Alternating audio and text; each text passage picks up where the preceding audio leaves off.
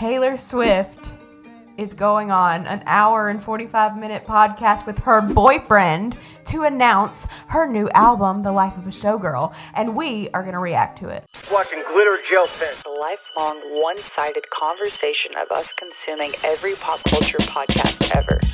Glitter Gel Pen has joined the chat. Enjoy the show. Hello, everybody. Welcome back to Glitter Gel Pen. Episode 42. I'm Jill. And I'm Melissa. And today, we're reacting to the best news I've had all year. Taylor Swift is going on an hour and 45-minute podcast with her boyfriend to announce her new album, The Life of a Showgirl, and we are going to react to it. This is more insight and information than we've ever received about a new album or music or anything coming out. This is crazy. We get to pick her brain, and we get to be crazy Swifties.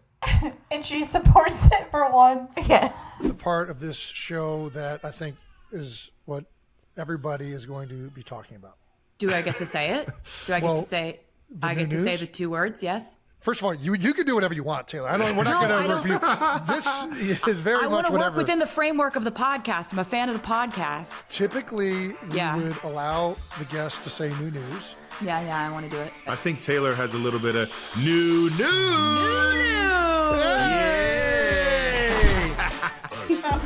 Welcome back to New Heights, ladies and gentlemen, boys and girls, 92%ers. We missed you. This is a very special episode of New Heights, a Wondery show. We are your hosts. I'm Travis Kelce. This is my big brother, Jason Kelce, out of Cleveland Heights, Ohio. Yeah, University baby. of Cincinnati grad, Cincy. Wow, baby.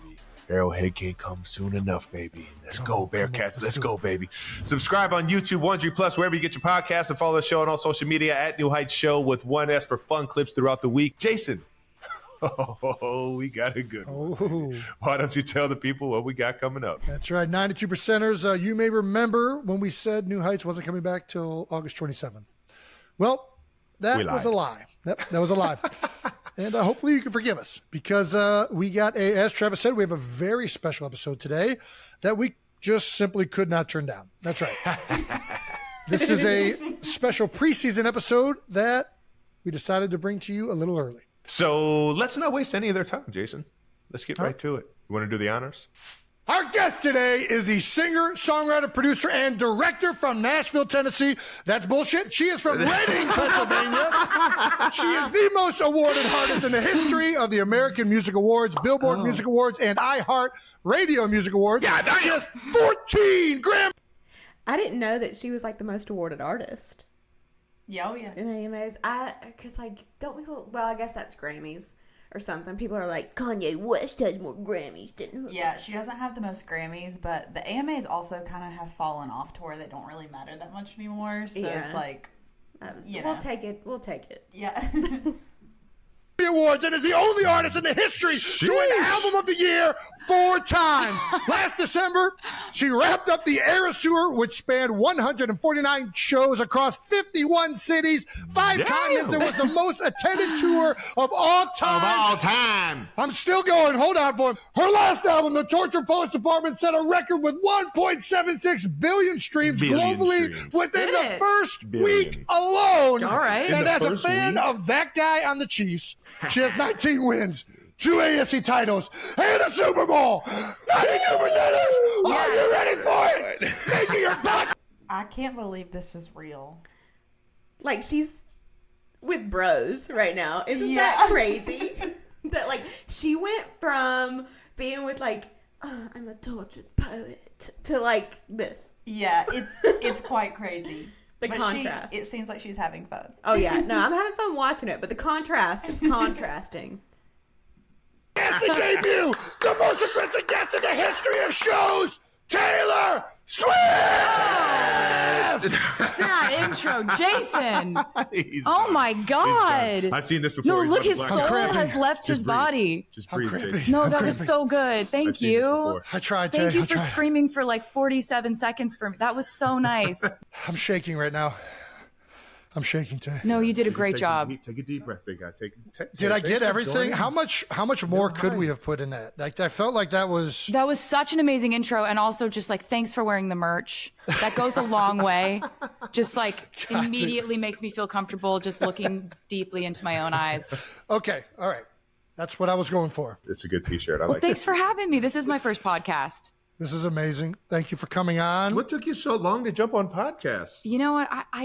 I was waiting for you guys to invite me. This is my favorite podcast. So we've already been over this. You're a big fan of the show. You're a 92%er. What are your favorite segments that you hear Travis and I go into on a routinely basis? I like new news just because of the screaming. Like I hear him screaming new news from across the house constantly. Yes. It's like my favorite part. Like he'll be like, new news, and I'm in the kitchen being like, new news. So I love that because of just the bellowing of it. Like I love no dumb questions. That's a banger. I really like it when you get I can't help but feel like she's not listening to their podcast. No, she does not listen. She just knows of like the things she hot hears. words. Like like she'll just be baking her cookies and she hears no, and she's like, I'm gonna use that. give people advice. It's kind of my personal favorite. Do you usually agree with the advice, or do you just like listening to it? I mean, I think that like you guys give such male-centric advice. It's which I think is just like just dudes who don't want drama. Yeah. Dudes who are trying to avoid the mess. But sometimes you're going to like do a bit and say the messiest thing that they could do, which is funny too. So we're going to ask the question everybody watching the show is currently asking. Before he gets there, I just have to point out that like it's so weird. She looks so pretty, but like normal. Do you get what I mean? Yeah. Like she looks like a real girl. Yeah. Like I'm a real girl. Was your phone ringing? Did you hear that? I thought, but But no, she's like, she looks so good, and she's not like even done up. Like she just has her makeup done well, and her hair's fixed, I think is what it is. yeah. We know that she doesn't always love to fix her hair. I mean, even when she won the award, what award show was it that she announced? Tortured Poets. The Grammys. Okay. Yeah. Her hair that night. That night was bad. Yeah, it was raining, to be fair. The hair was not good. It wasn't tearing here. Why are you coming on the show? Why New Heights? What are you doing? You have so many better things to do with your time. This podcast has done a lot for me. I owe a lot to this podcast. This podcast got me a boyfriend ever since Travis decided to use it as his personal dating app about 2 years ago. So Worked pretty good. yeah. Hey. Were his friendship bracelets that good? Did you give the friendship bracelets, or was that just on the podcast? Like, I've never seen Yeah, the original. they didn't leave the stadium because I was butthurt, Jason. He Okay, threw fair a enough. tantrum. He threw a man entire tantrum. get these world out of saw. here. It's so funny. It's My like plan also, is ruined. She like- loves me. She loves. Like, I'm happy for them and I'm glad they're together, but isn't it kind of like crazy that she's with a man who threw a man tantrum because he like Couldn't meet her. yeah. Yeah. Like it's kind of meet cute. Yeah. But like It's also just funny because, like, obviously she's joking that the podcast, like, does a lot for her other than, like, having gotten her a boyfriend, I guess, in some, like, fortune of events. But, like, seeing her talk about this so publicly is crazy. like she's breaking that fourth wall. She's typically on the level of like where we just see her through a lens That she like, allows. on a TV. And a podcast feels so much more intimate. So I think that's where it's feeling like we're just gonna like be giffing and gaffing for the next hour with Taylor Swift. Like, And even whenever she does, like, interviews, like, with Zane Lowe and all that kind of stuff, like, you can tell it's a production. And, I mean, yeah, this it's is a an interview, and like this one is an interview, but it's also like she's really relaxed. So it really kind of feels like we're hanging out with Taylor Swift right now. Yeah, and, like, it's giving high dollar podcast. Like, it's a little more high dollar than what we are, if you guys could see how our setup is behind the camera. But, like, it's also like she is literally yapping with her boyfriend and brother-in-law. And letting us see it. We've never seen her like just really talk to And boyfriends. I don't know about speculating on, like, their being engaged, but can I just say, as the biggest pop star in the world, what person in their right mind would go to this extreme without seeing a complete future with somebody? Yeah. You know, like, I really think that they might be in Because game. think about how bad and awkward this whole era and time is going to be if they don't work out. Like, so as someone who knows that that's like a possibility and that's a thing, she has to think about those things. And so I think, like you said, like, she's really got to be like, this is the one, I think. Yeah. Which is crazy because I would have never thought that when they first started dating. And worst case scenario, they do ever break up. And not to be talking about this if you're, you know, sorry. But, like, she could also play it as, like, no, like, podcasts were just the way that you marketed back then. That's what you did. True. And my boyfriend had a big one, so I jumped on there. True. It's just crazy that she's on her boyfriend's sports podcast. Yeah. Broing out. But here we are, watching it. And so are like a million other people. And we're so excited to be here. Let's keep going. Yes. Loves me not. She loves me. She loves me not. This is so She wild. hates me. Like, it was such a wild romantic gesture to just be like, I want to date you. Like, on, I don't know. It was, at first when I looked at it, I was Sweetie, like, this dude is. That's what it does when you're on the stage and you perform in Arrowhead. That's what it did. This dude didn't get a meet and greet. He's making it everyone's problem. That's what I thought at first. And then I you was come like, to Arrowhead, I get to meet you. That's the perk of playing for the Chiefs. You realize he didn't even reach out to our management. I was like, when this podcast came out, Well, I was like, did he ever reach out to be like in the tents, or did we know he was in the building? He came with Pat, and he thought that because he knows the elevator lady that he could talk to her about just getting down to my That's how it dressing room. works. You just go. And I got denied. That's how it works in 1973. When the elevator wasn't invented. But yeah, he really just was like, I know a guy, I can figure this out. But I love that we're getting insight into this. I know, because we it's never so knew fun. that. We It's thought so that fun. like she just did not care Yeah. to meet him. But it's like he didn't even reach out. I also heard that their mutual friend was like Miles Teller. Okay. And like he knew them both, and obviously Miles Teller was in the I Bet You Think About Me music video, and I heard that was one of the ways that they were like actually introduced. Okay. actually, when I thought about it, I was like, actually, we live in a day and age where like I'm not an online person at all. I'm not like on social media like that. And like I'm genuinely terrified to open my DMs. Smart. It's about there's smoke coming out of my DMs. Like I don't want to go near that. I don't know what's If you in there. want somebody to go through it, I'll go through it just because I'll laugh my ass off. It's like if you have No, like 20 million unread DMs, you're Are just you like, not entertained? I'm such a showgirl who's tired from all the showmanship. What do I say after that? Like to make them Just be like, if you are enjoying the show, okay. subscribe. So this kind of felt more like I was in an 80s John Hughes movie and he was just like standing outside of my window with a boombox just being like, I want to date you. Yeah. Do you want to go on a date with me? I made you a friendship bracelet. Do you want to date me? Just come outside and meet me. Just meet me once. Just give me a chance. So I was like, if this guy isn't crazy, which is a big if, this is sort of what I've been writing songs about wanting to happen to me since I was a teenager. Yeah. And I was sitting there at the Eras tour listening to Yes. Yes, it is. We've done it. These end game. This is end game. This is what she's been writing about her entire life. And we said that. Yeah. We said that to each other. We were like, she finally has a guy who is willing to go do the most publicly embarrassing thing if she denies him. And he does not care. Yes. He is waiting for her just to be like, okay. And they get in this convertible and ride away.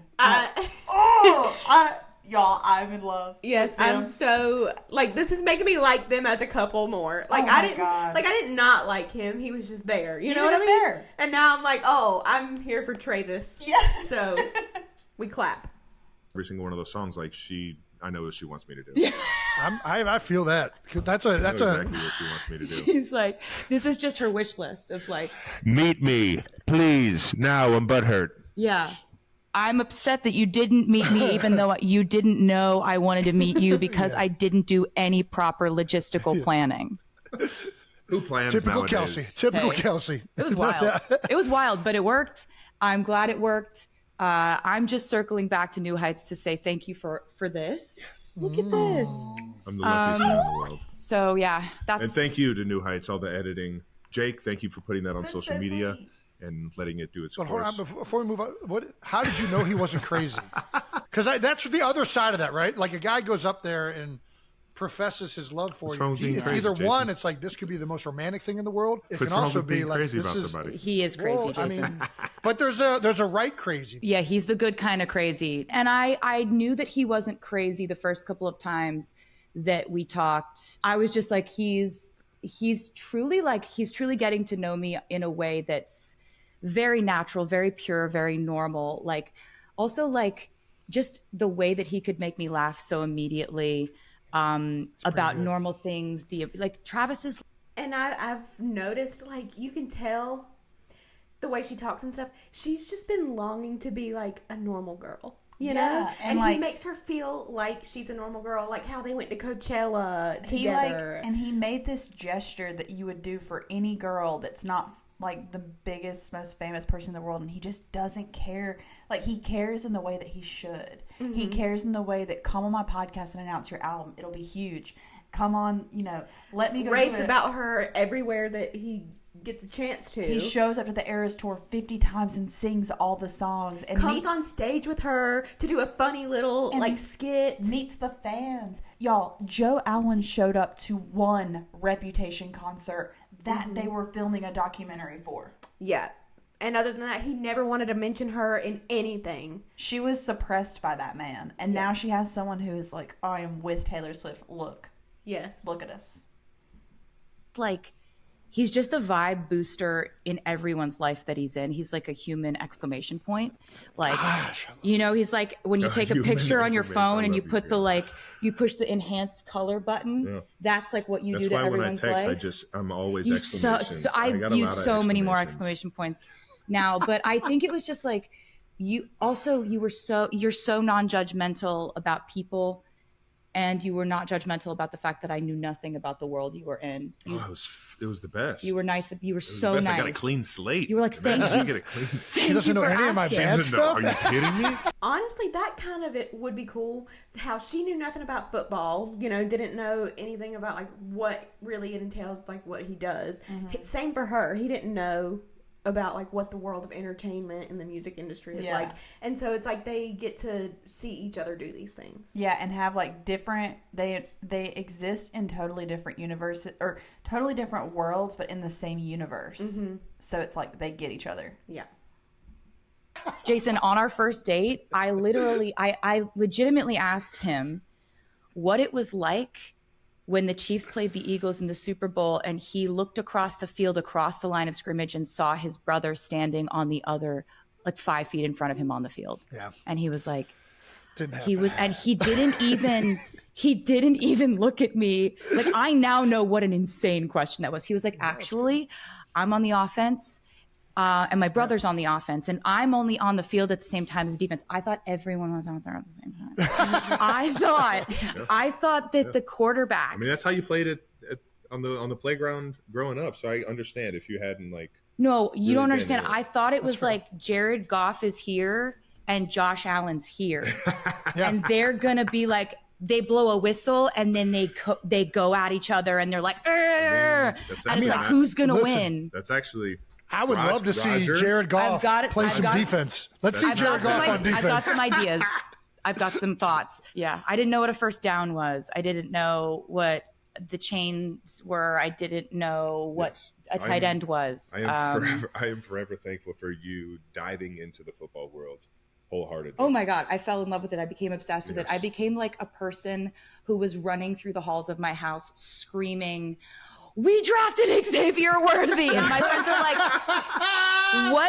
who body snatched you? What do you mean we drafted Xavier Worthy? I forget where I was, but you were the first person to tell me that we drafted the fastest man in the draft. No, I was screeching. I couldn't believe it.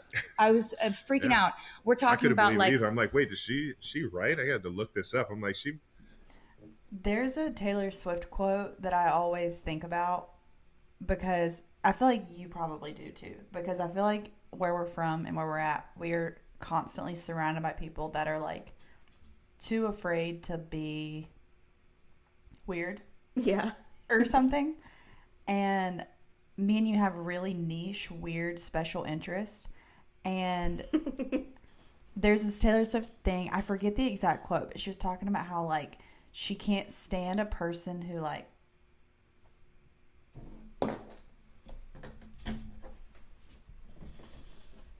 Oh, did she coming back up? Yeah. Oh, okay. Hell yeah.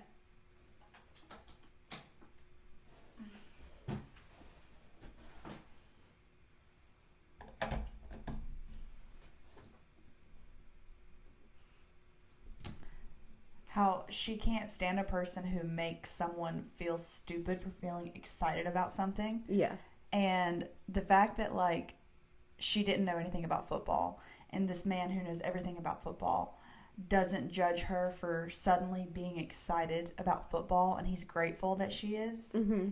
Because, like, most people would try to be like, you don't know anything about that. They'd be like, wow, you literally thought that? Like, what are you, a stupid little girl? Yeah, or, like, even just, like, you don't really like football. Yeah. You just like him or whatever. And it's like, I genuinely believe you can find new interests, like, as you get older. And, like, there have been things that I've suddenly became interested in that people are, like, judge me for. Like, even just skateboarding, for example. Like, people are like, oh, you don't really like me. You know, your boyfriend just says it. And it's like, or I open myself up to something that I care about, like someone that I care about, something they're interested in. I don't know. That just reminded me of that quote for some reason, in the way that, like, she was getting excited and stuff, and he's not acting like it's any kind of, like, cringe or, like, any kind of, like, you're dumb, you're a stupid little girl. Yeah. She get the wrong information here, but yeah, we traded up. Yeah, we're talking about cover 2, cover 4, cover 0, man, cover. We're talking. We're learning. I continue to learn. Maybe somebody else that even knows what those coverages are. Yeah, I'm not ready to be an analyst right now. That's but been give me 16 months. You're going to pick up on it. I'm telling you, you would ask some of the best questions when we were up in the booth, and there's, like, your desire to learn more, but your genuine excitement around it, as well as, like, your competitiveness. She's not fucking around. No, Tay's not fucking around. Oh my God. She's not fucking around. Reclaiming masters. You want to tee this up, Trev? Let's tee it up. One of my favorite things this summer was Taylor reclaiming her masters. Her recording of her first 6 albums finally became hers. Yep. And you haven't really talked about it. You made that beautiful post on all your social channels, thanking everyone that made it happen and everything. But why don't you tell the 92%? Okay. She's about to talk about the Masters. I'm pretty sure she's also going to talk about the Eras Tour. She has not spoken about think about everything that she's done in the last few years. She has not spoken to us other than on a stage mid-concert performance in so long. Yeah. Oh my God. And, like, this is such a good environment for her to do this, because, like, we're not, even though she's aware that she's Taylor Swift, and she's aware that, like, that people are listening. So she knows what she can and can't say, but it still is, like, more relaxed. Like, it feels like she's more open to discuss things than she would be with, like, a late night TV host or give more tea on things. Mm-hmm. How it really felt. Oh, wow. So to catch anyone up who doesn't know about this saga, like, I signed a record deal when I was 15, and I always kind of refer to it as I got my music back this summer, but I never owned my music at all. So traditionally, a lot of record deals are set up in a way that artists don't own what's called their master recordings. Owning your master recordings means that you have complete control and power over distribution, licensing, and essentially the way your legacy is shaped. It's a huge thing. It's always been a huge thing for me. Like, since I was a teenager, I've been actively saving up money to buy my music back and to ever own it in the first place, because it's usually the label that owns it. But I've always wanted this to happen. So it's been sold. My music has been sold a few times. The first time that it was sold, it really ripped my heart out of my chest. And I told everybody exactly how that felt for me and what I was going through. And I started basically defiantly re-recording my music because I wanted to own it. And this was the only way I thought it was ever going to happen. And so I knew she had a bad kid, and she's just got a little bit of a bad kid. Yeah, It's you not, a, gotta. it's not a bad kid. That's a Yeah. freaking savvy kid. It's That's what just like that is. defiant. That's like, hey, Yeah. I've been told I've been defiant a lot of times. well, in you my are life, defiant. so. You're very defiant. It's like I Insubordinate, Travis. insubordinate. Yeah, it's I think for me, you know, that was the closest I ever thought I would get to owning my music. And so recording my music, it was so exciting to get to have that opportunity, but there was still like I thought about not owning my music every day. It was something that I never was. It's like an intrusive thought that I had every day. And so we do the Eras tour. After the Eras tour, I had a meeting with my team, and we decided this might be a good time to approach the current owners of it. The owners of it was a private equity firm called Shamrock Capital. I knew them to be above board people. You know, they had been very friendly to us. What I was looking to do, though, was I wanted to buy my music outright. I don't want to be in a partnership. I don't want to own 30% of it. I want to own all of it. Yeah, and you deserve that. But it was a long shot to think that they would do that they would sell that asset to me. It's a big asset. It's a huge decision for them to make to sell that to anyone, including me. I decided that rather than this be like a business conversation, I'm in the business of human emotion. I would so much rather lead heart first in something like this, because for me, this is not, I want to own this asset because of its returns, because if it's, you know, because of the dividends that I will receive over the years. I want it because this is my handwritten diary entries from my whole life. These are the songs I wrote about every phase of my life. This is my photography, my music videos, most of which I funded. You know, my artwork, everything that I've ever done is in this catalog.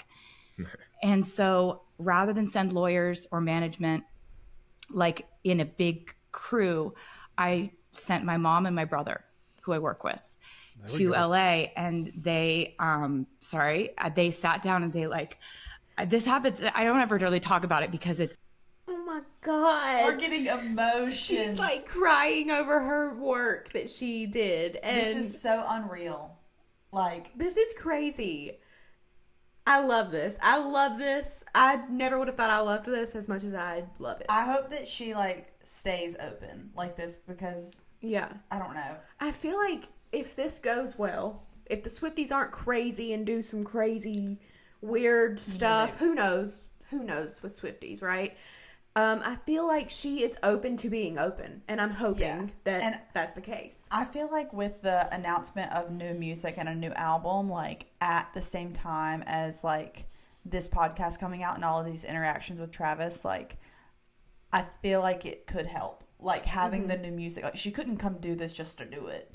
Yeah. Like it would have been dissected too much, but doing it while announcing something that she's going to be talking about and like whatever, I don't know. It could really like go well. Yeah. And I think that it is. Yeah, I'm loving it. They sat down with Shamrock Capital, and they told them what this meant for me. Like they told them the whole story of all the times we've tried to buy it, all the times it's fallen through, all the times we had gotten plans together and figured out something we thought was going to work and it didn't at the last minute. And so like my mom calls me afterwards. She's like, look, you know, they were wonderful. They heard us out. We have no idea which way they're going to go with this. And so I was like, I get it. I haven't gotten my hopes up about this in a decade. And so it was a couple months after the Super Bowl.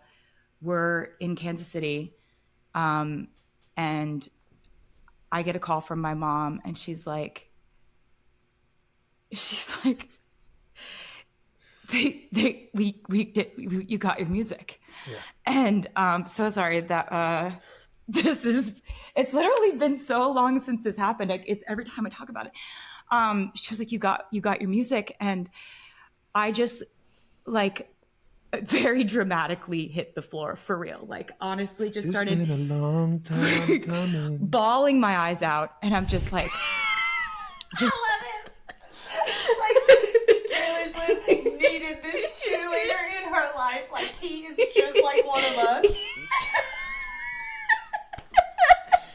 She She's crying, and he's like, "It's been a long time coming." She's talking about the most emotional thing in her entire life, and he's like, "It's been a long time." I love. He's vibing. Oh. Just weeping and kind of like unable. I was just like, really? Really? What do you mean? What do you mean? And I'm like, get yourself together, get your shit together. Like, just go tell Travis in a normal way. Yeah. And I knock on the door. He's playing video games.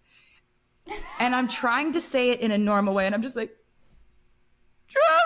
I'm like, oh no, what just happened? What just happened? And he's like, he puts his headset down. He's like, guys, gotta go. And I think he thought something was wrong. And you come up and I'm just like, I got all my music back. And then just start absolutely heaving. Just dead crying. weight. Just dead weight. Lose Dropped, all control. Had no power in my legs to support myself. And yeah, this changed my life. I can't believe it still. Every time I think about it, it's like, I have to tell the short version to everyone because it is still like this will affect the rest of my life. I think about this every day now, but instead of it being like an intrusive thought that hurts me, it's, I can't believe this happened. Like, how lucky am I? How grateful am I? I'm so grateful to like the artists that helped me with my re-records, because when I did my re-records, I started doing those in 2021. Mm-hmm. And a lot of, like, most of the industry trades were like, this is a bad idea. This is her sort of derailing her career in a way. Nobody's interested in you doing the same album twice. Fans are not going to be engaged with this.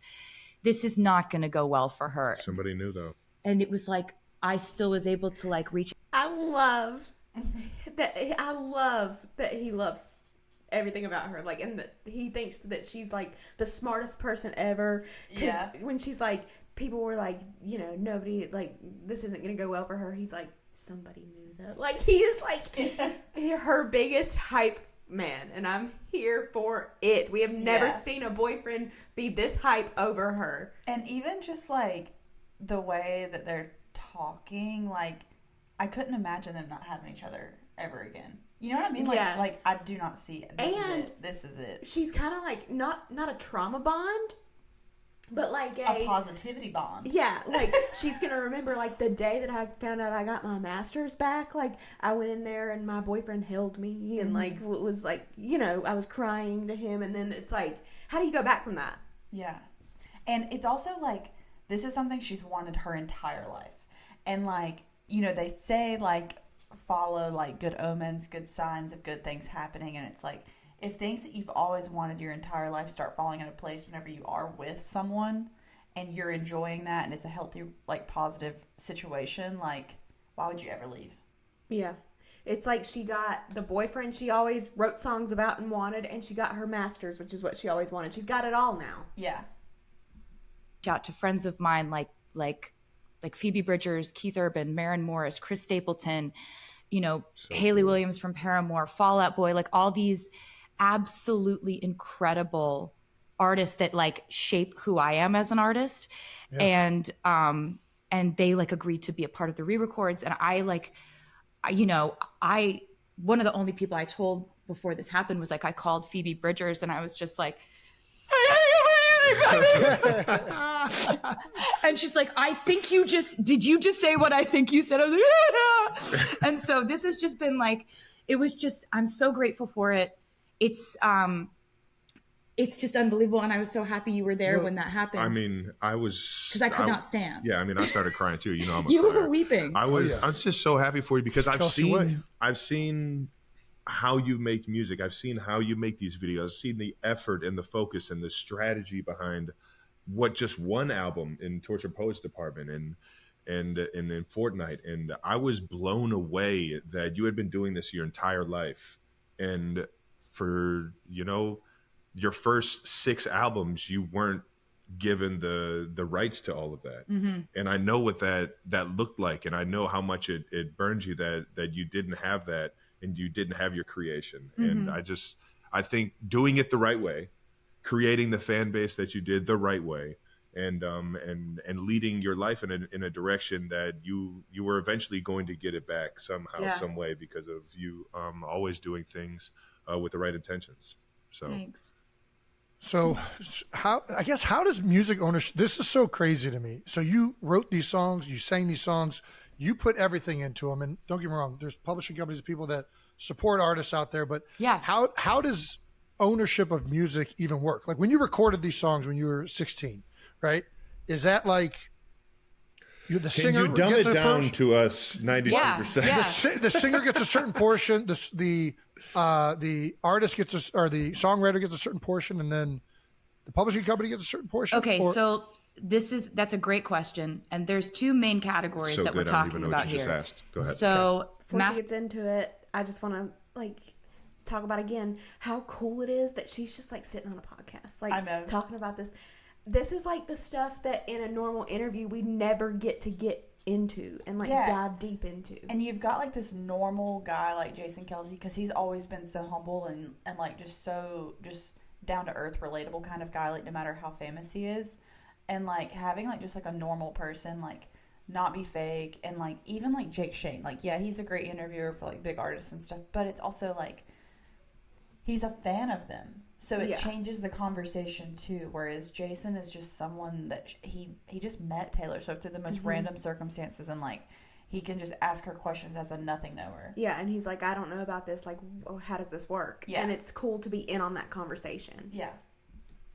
master recordings is the actual recording. yes, It's the actual vocal, band, production, mixing, mastering, that actual thing. yes, Mine also included my album artwork, my music videos, everything that went along with any era of music that I had done for my first 6 albums. got it. Every era. So then there's another category, which is publishing. Yes, I own my publishing, which is why, I have control over, if my song is used in a film, I wanted them to use Taylor's version instead of the original version, the songwriter, can decide that. got it. Okay, And so Yes. it's like, Noted. I've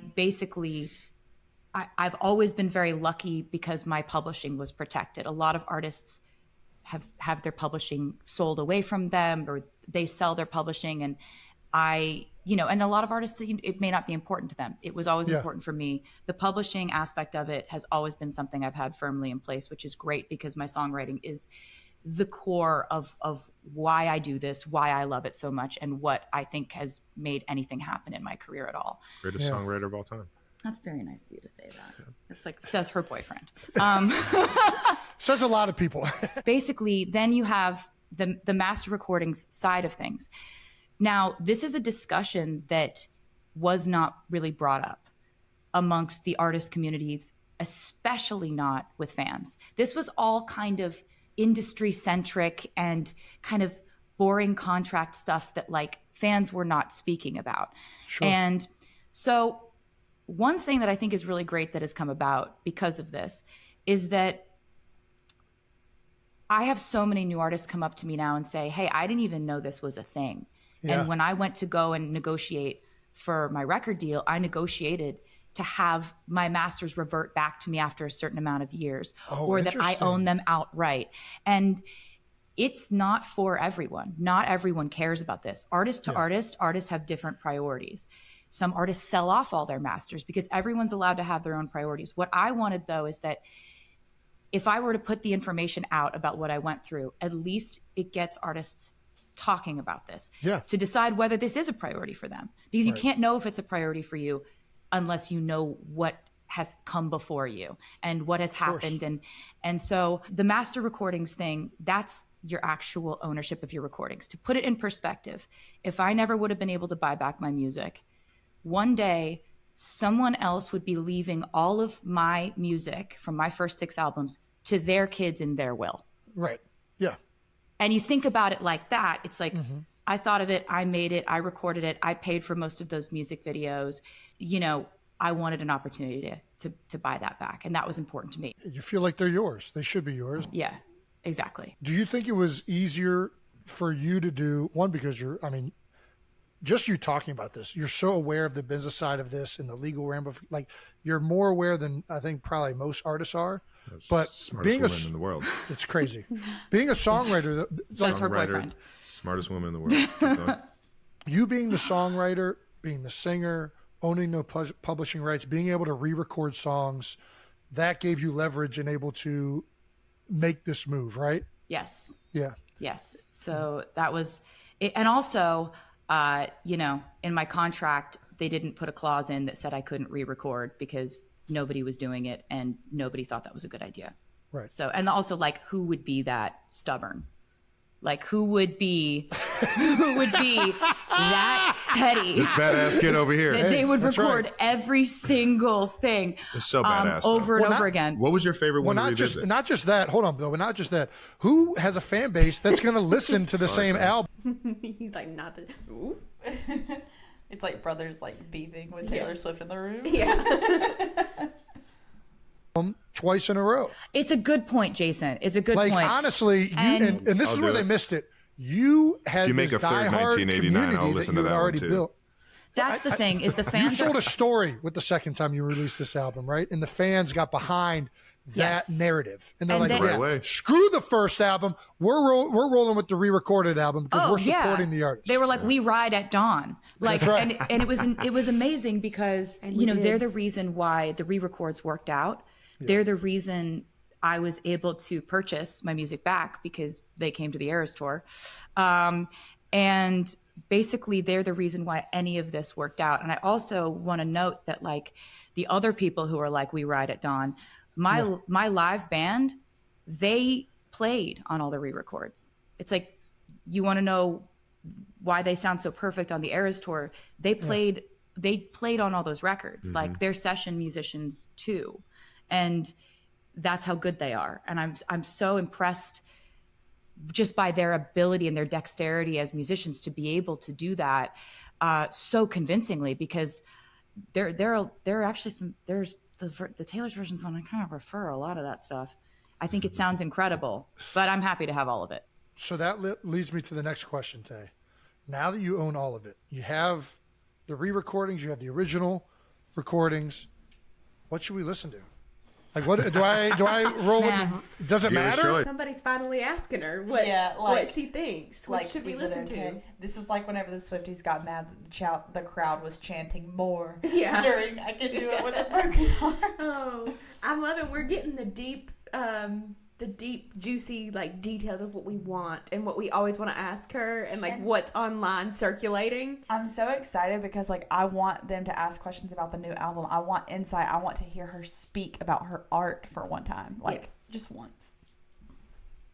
You're just Dear like, whatever choice. you guys want. Like, Yeah, it's really whatever you guys want, because I love both of them. I would not have put out the re-records if I didn't think that they held up or were better. I think a lot of the vocals I did on the re-records are better than the originals. Ooh. okay. But it's like if you found a nostalgia in the originals and that was what you were listening to when you were 12 years old bopping around in your bedroom, go crazy. yeah. We got them all. I'm going to start doing comparisons. That's what I got to do. I just got to start doing comparisons. Yeah. You're gonna listen to every beat. Yeah. You're certainly, it's not mandatory, Jason. I mean, it sounds like a good time. I'll say this: there's a few good playlists out there that have a mixture of them all. You've been streaming? Yes, Thank you. I've been streaming for about 2 years now. Oh, that's fantastic. Thank you so much. That's why we got that spike in the That's what it was. 35-year-old Travis Kelce. male demographic. Yes, that Hey. 1.7 billion. That was at least 1 billion of those for sure. We have one IP address from one iPhone that continually is listening to this playlist. Did you have a favorite album that you re-recorded that, like, are there different eras that you liked recording more, re-recording? I really liked them all, but I think Red was very special. There were songs that I called From the Vault songs, and there was one which I think is maybe my favorite song I've ever written called All Too Well, the 10-minute version, where I unearthed. There were originally so many more verses in that song than ended up being on the album that I had put out when I originally put out Red. I made the glorious, fortuitous mistake of saying that to my fans in an interview. You know what those words mean. Love it. You're so handsome. So basically, She's like, oh, you don't know words. At least you're cute. I said that in an interview to my fans, and they just like hung on to it. They were like, where's the 10-minute version? Give us the 10-minute version. Yeah. And when it came time to doing Taylor's version and re-recording the album, I went back in, found the verses, restructured the song to the way that it. There it is. Restructured the song. She changed it. Yeah. It's not how it was back in the day. No. There's no way. No, that's always been our theory, is that she added things that were not in there. Because young Taylor was not saying F the patriarchy. No, for sure not at all.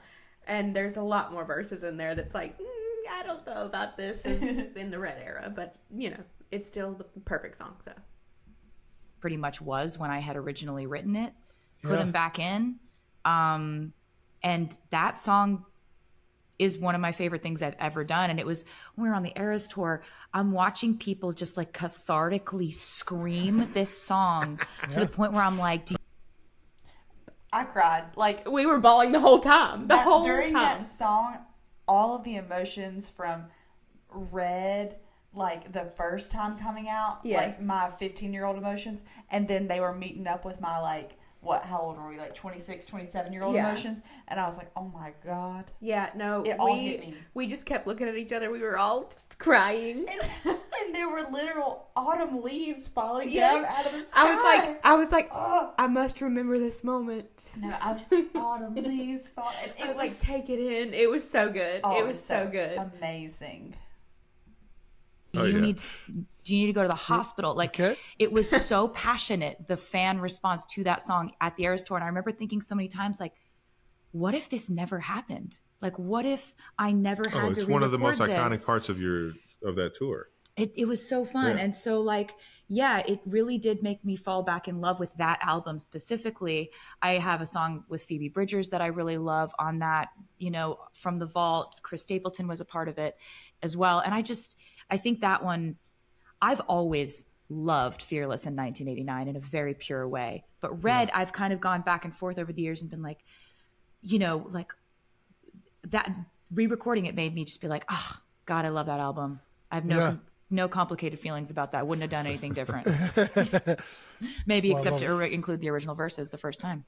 Well, we just talked about the different eras a little bit. Let's talk about. I honestly don't think that 15, 16-year-old me could have handled the 10-minute version as the original. No. I couldn't have handled it. And we needed those verses in adulthood. Yeah. Like, we needed to hear them for the first time in our mid-20s. Yes. And we are grateful. Yes. Forever. Perhaps the most daunting thing that any artist has ever taken on, which is the Eras tour. Oh my God. I'm so excited. You finally finished it up last December in Vancouver. What if she's about to say, actually, there's 22 more shows being added? I don't know. I mean, they titled this section Life After Eras Tour. I'm like, thank God, because do you know how many times I've sat around wondering, what is Taylor Swift doing today? Yeah, like what did she get up and eat? Like, what did she do? She just got done doing the craziest thing you could ever imagine a person doing. First of all, I want to know what a day in her life on the Eras Tour looked like. What did you eat for breakfast? What time did you get out of bed? When did you fall asleep? I know that's stupid, but I need to know. And then we're the same people who were like, Swifties can be crazy sometimes. Yes. I need to know. And I'm also like, okay, you're done with that crazy thing. How do you even come down from that adrenaline? What do you do on Tuesdays? Mm-hmm. Tuesdays. She's a human being. It's crazy. Can you imagine? I wonder if now that she's with Travis and she's like, I'm a normal girl, does she go to the grocery store? Like that one picture from back in the day where she was shopping in the produce? I think she has, assistants that go shopping for her. Or just does, Walmart delivery. You think she does Walmart delivery? Considering I do Walmart delivery, I'm going to say no. She doesn't have a Ford Fusion pulling up to the house to drop off the kale. Okay, that's fair. I don't know. What did it feel like to wrap it up? What does it feel like now? Not touring and being on a jet every day, basically trying to go from country to country. Yeah. I mean, insane. It feels great, Jason, to be honest. I'm not going to lie to you. You don't miss it? I miss it. I do miss it, but it's like it was perfect for what it was. Yes, do you know it what I was. mean? Yeah, and for it was a lot of physical therapy, and it was a lot of like being in a state of perpetual physical discomfort. Kind of like when you're in season, you know? Yeah, no. I'm listen, not getting hit my first time. by huge 300 pounders, but the heels. When I saw the for that recovery long, station in the hotel room after with the toe spacers. I got an acupuncture in that. I've got. Shit, I'm telling you, dude, the similarities were crazy. I'm like, oh my gosh. She We're, like, does more than I do. We're like comparing after- physical therapy stories, like recovery stuff. But Have you ever tried taping your ankles? We I'm a big relate. I need to know more about the recovery setup in the hotel room. I mean, that is intriguing. Yeah. That is intriguing. Like, I want to know, what are they doing? Is there a doctor in there? Or like, does she go to one sometimes, like, and they give her like the little pamphlets of all the exercises to be doing or something? Like what does this look like? Listen, Taylor, come to our podcast next. We can do like a day in the life. That'd be fun. On how much Big torture we ankle put our tape guy. bodies through. I miss it because I miss the fans and I miss that connection. But at the I miss same it time, too. it was so special. It was like the most formative time of my life. I learned so much about how far I can push myself. And if I set a goal, making that a 3.5 hour show in the beginning of the tour, it's like, you can't like be sick one day and then decide tonight it's going to be 2.5 hours. Right. And it's really just like prioritizing the fans' Toughness. experience before anything else. And I can my do it fellow with a broken heart. yeah. Don't get me Stop started. Like, Dude. He is killing me. Like, just in the background quoting lyrics. But it's like, he's a Swiftie at the end of the day. I love it.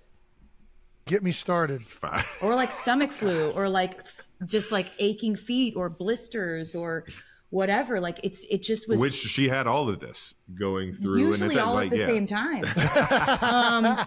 But going it was, into her fourth show. yeah, and it's just it was kind of the coolest thing in the world, because when we were putting together this tour, I had some really lofty goals I wanted to reach conceptually, because I wanted to show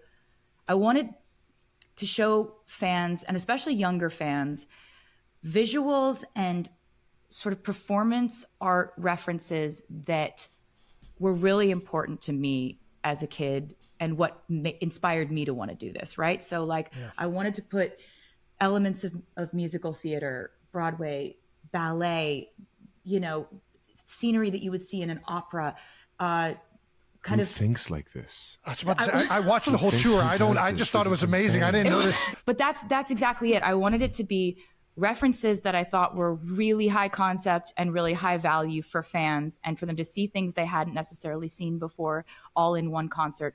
But I wanted to do it at the highest intensity, rapid fire. You're seeing something new every 15 to 30 seconds. And so it feels like you're scrolling in an algorithm, right? Yes. And when I heard reports of people saying that they got actual amnesia after the concerts, I was like, oh, I think we did it. Yeah. I think we did it, nailed it. That's how we do it. That's genuine. I wasn't even shooting for that goal, when they're like, I saw so many things and I experienced a state of euphoria that I now don't remember what happened to me. I was like, oh my God. All I remember is that That is really interesting. That was her approach, and like that's what she wanted, essentially. Yeah, and like, I didn't even think about how often the screen was changing to keep us like engaged. Yeah, That's wild. that is crazy. She's a mastermind. she didn't want to meet me. That's it. That's it. That's all he got about. And as much as you, and I've told you this, as much as you want to, give New Heights credit, I give the Eras Tour credit. Yeah. I give the Eras Tour credit, Tell me because if more. I would have never gone to that show and been mesmerized and just been captivated, Yeah. and then left with such a desire to want to meet you, I would have never went on here and told everybody how butthurt I was. Yeah, I'd never just been so engulfed in the curiosity of who you were. Oh, that's And look really at this. I really, wonderful. You know, I one really of the best things about that last statement is you didn't even know what the word engulf meant before, like, you met Taylor. Like, this is You've broadened your horizons so much. We're the perfect. I'm telling you, it's so. She makes me so much better. So, Thank you for saying that. Thank you for saying that.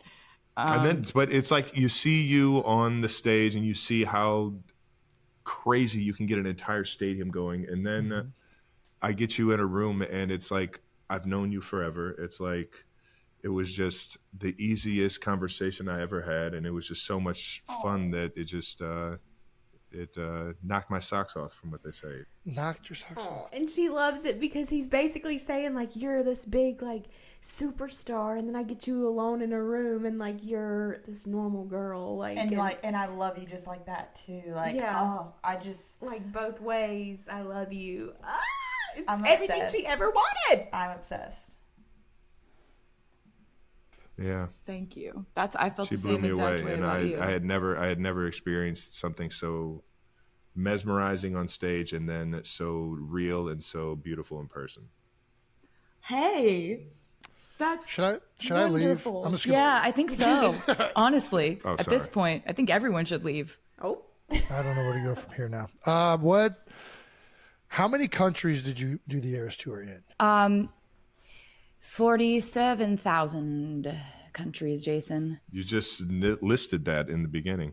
Well, I said 51 cities, which I don't know if that's right. It was a lot of countries. 150? What was really fun about all the countries that we went to, I love how even on a podcast, her, like, media training kicks in. Like, she didn't know the answer, and she's like, it was a lot of countries. What's really cool about the countries that we went to was that, you know, diverts away from the fact that she doesn't know. Yeah. is when we first started dating, he was like, I always wanted to go and really vacation in Europe and see it was so Australia much fun. and, you know, go to Asia. And I was like, well, I got a tour for that. You know, it's coming up. Nice. You got room for... Imagine going on like a couple of dates with Taylor Swift, and you know she's about to go to Europe and stuff, and you're like, I've just always wanted to travel the world. Yeah. You're like, you know, I know you're about to leave to go to Asia. I've always wanted to go to Asia. And it's like, I know what you're doing. Yeah, it's like, I do have a tour you could join me on. Yeah, it's like, come on. A 6'5" guy to Yeah, we can come figure it hang out. Like, no, the dimensions are wild, but we'll make some room. I think we'll have to leave some equipment trunks behind. Thank you for to accommodating. accommodate the size, but absolutely we'd be happy to have you. And we got to travel the world and have vacations and adventures when I wasn't on stage, which was really fun because like Europe was so fun. Australia is amazing. Yeah. Yeah, it was great. And that entire part of our lives, like I was on tour for so long and now I finally am not on tour. And it's kind of great because I'm getting my hobbies back. Like when I was on tour, all I had the bandwidth for was what's the acoustic mashup this week? How do I say welcome to the Eras tour in Portuguese? You know, that was the only thing taking up my brain space. And now it's been so fun to see what Taylor actually gets into around the house. Are we gonna find out what that is? I know. Can you please tell us? Does she paint her toenails? Like, what is she doing? What is she doing? Like, does she just make cookies all the time? I my just God. need to know. It's like I'd say all my hobbies could be categorized as like hobbies you could have had in the 1700s. You know, like I get on my love granny that. shit. You enjoy doing all of these homey things. That's I basically love- what you're saying? Yeah, I like to sew. Yep. I specialize, as you know, in children's purses and baby blankets. I make Yeah. two things, and I that's do know it. that very well. Very good at these two things. I love to paint. I love to cook. I have a Bake? different baking obsession every 6 months. I'm Yeah. the luckiest man in the world. Right now, right now we're very deep in a sourdough obsession that has taken I am over my aware. life. Oh. I am aware. She's a trad wife sourdough girl. Yeah, she's like ready to settle down. She's Yeah. like, this is it for me. I'm cooking sourdough. Because once you start making sourdough, you're in a good place in life. Yeah. That's not something you start while you're in the middle of what you're going to do and what you might do later. Like, Yeah, I haven't started yet, so.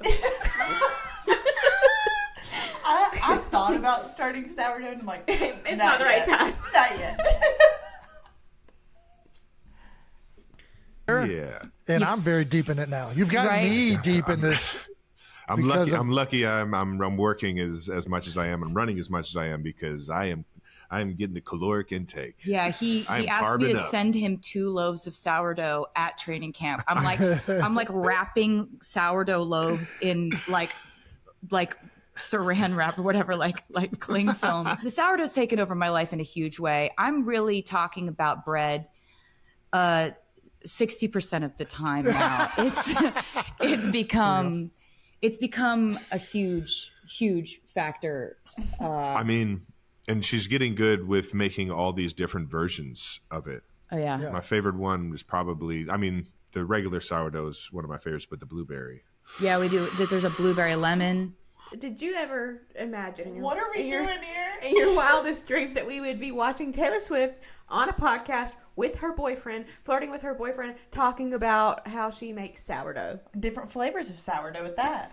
All the time. And knowing that she's good at it, it's like, that's wonderful. Yeah. I'm actually glad to know that. Because, like, I'm telling y'all, I sit around, I'm like, what does now she you do? can be like, she's probably making sourdough. Or right now. doing her sourdough starter. There's a lot of steps to sourdough. Yeah. She's saran wrapping sourdough to ship.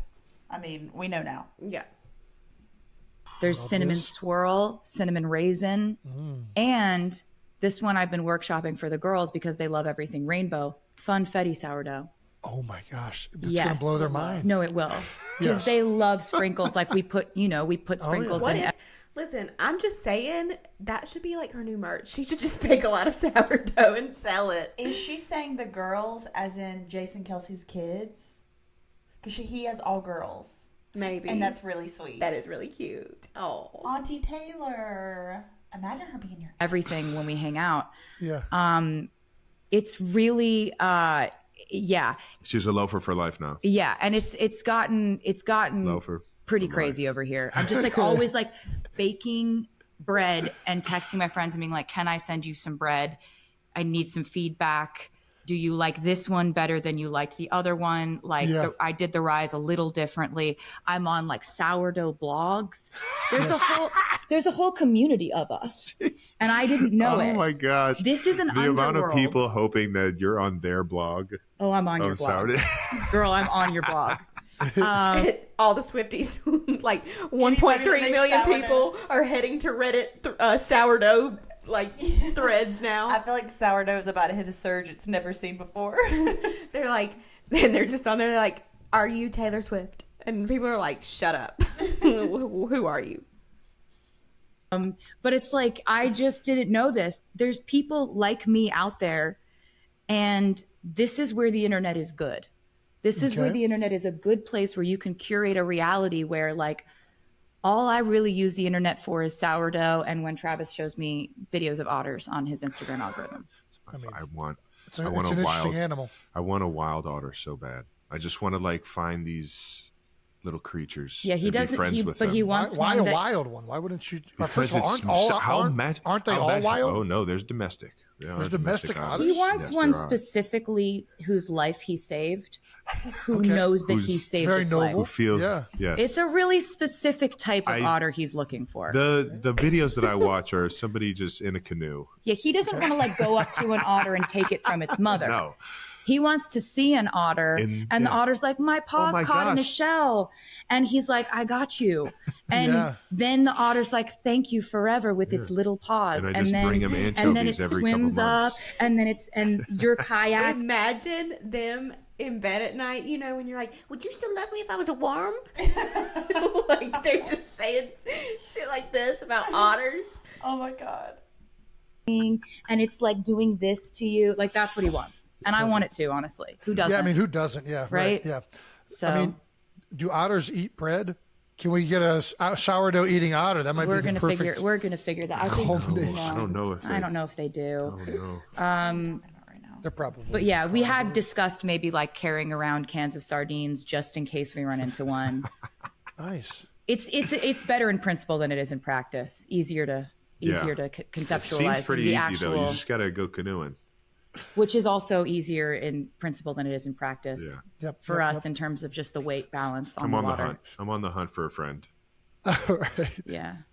Stuff you didn't know you needed to know, right, Jason? I mean, I love otters. I don't know who doesn't love watching Instagram otters. This is what life after Eras Tour is, though, Jason. You got to, it's so Travis, I'm retired. I am all in on this. I want to bake. I just don't have the planning behind it. Taylor's a planner, and she's going to have the sourdough alive. We're not going to keep a sourdough alive.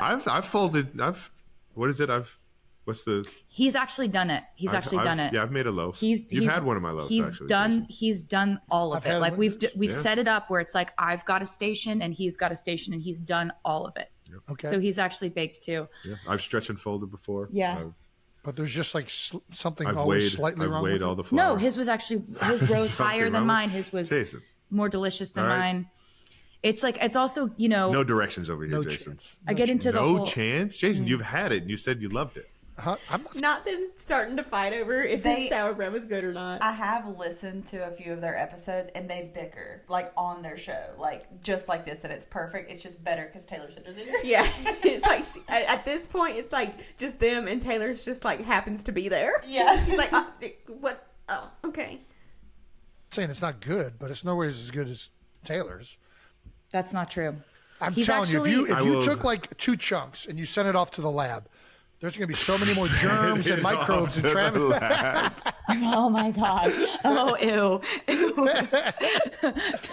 the bacteria count. What is the fungus in this that's on this one? No, yeah. That's the sour, Jason. That's the sour. Okay. Why is there chest hair in it? How did you? Yeah. There's like chest. The apron's too low. There's like chest hair in his. There's cat hair in mine. It's just like both of these are completely inedible.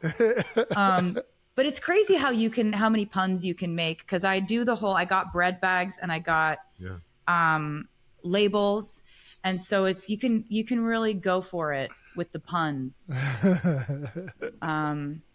You go, are you ready for it? Are you ready?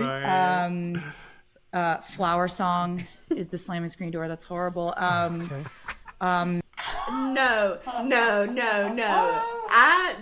I didn't need to know that my Taylor Swift makes bread puns with her own song titles. No, I think she was saying Travis makes those. Oh, he does. And he says, "Are you ready for it?" Flower Song is a slamming screen. Like, I love that he just sits around, like, just saying like lines from her music as if like this is our whole life and it's only been his for the last 2 years, so he's still really excited about like flower songs and stuff. I love it. It's a loaf story, baby. Just say yeast. Just say yeast. Yeah. What's the one I was doing? Dough. Keep going. It's a loaf story. I should have said dough.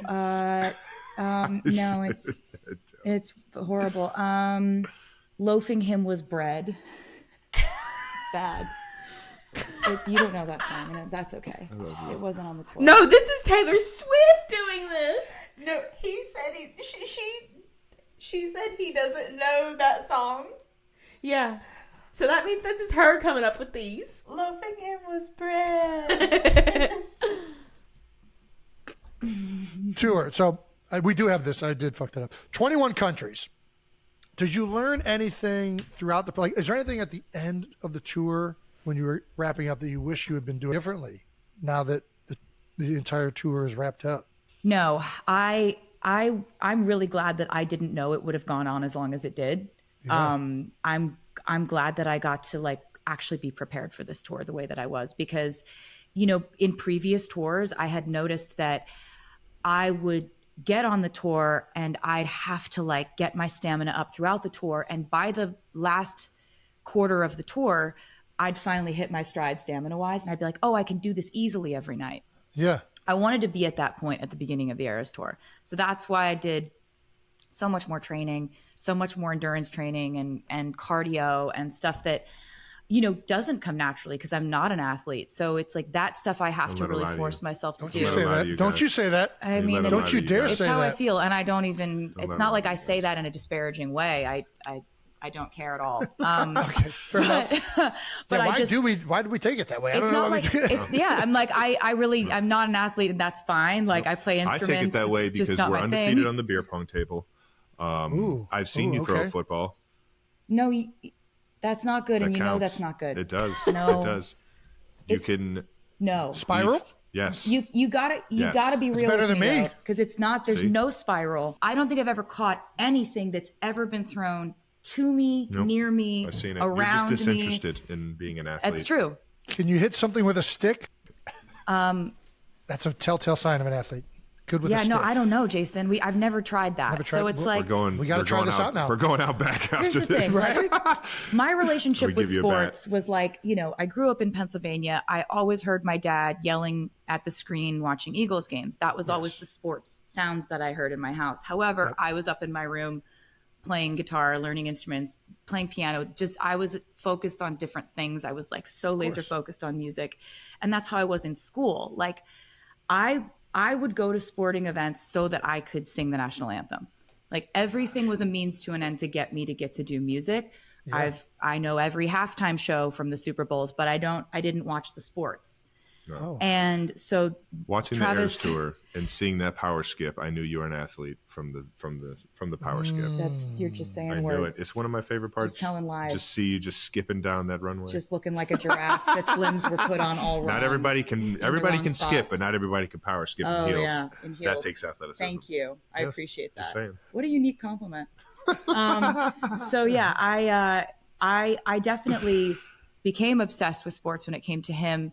I'm competitive on his behalf, but like if you and me are gonna go against each other in something athletic, like I'm gonna let you win because this to me, like I don't see what do the points even mean if I'm doing it. I'm a fan of athletics and the sports. If I'm doing the sports, like I'm throwing like this because I don't really care if it goes where it's supposed to go. Interesting. It doesn't bother me. And Until when we're I in don't a make the heated catch, battle. I'm not embarrassed.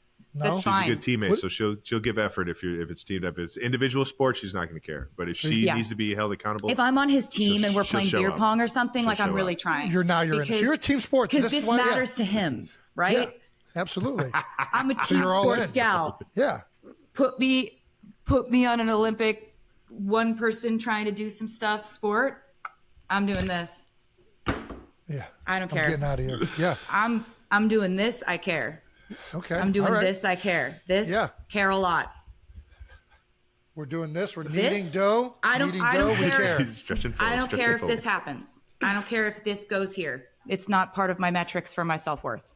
All right. That's probably very healthy, to be honest with you. Hey, I was like, as long as you're fine with this. What? No, I'm completely fine with Yeah. you being an athlete. Yeah. I'm not an athlete. I'm never I going to think be. you just missed the whole point. Yeah. What? He sees what he wants to see, and it bodes well for me. Do you have a favorite thing from the Eras Tour? I have a lot of favorite things from the Eras Tour. I would look out and I would see a lot of bonding happening between generations of people. Gosh, that's so true. It was really wonderful. It was like the most incredible feeling in the world because I can see all that. I've got LASIK. I have incredible vision. Basically, the Eras Tour. Like, do you remember that video? Oh yeah. Yeah. Where she's like just fresh out of surgery. Yeah. I think one of my favorite things was when the fans would come up with their own traditions, right? Oh, so cool. Because I can plan a stage show that's like we know exactly what's happening, when it's going to happen. It's very stage managed. It's a whole production, right? And I love to plan.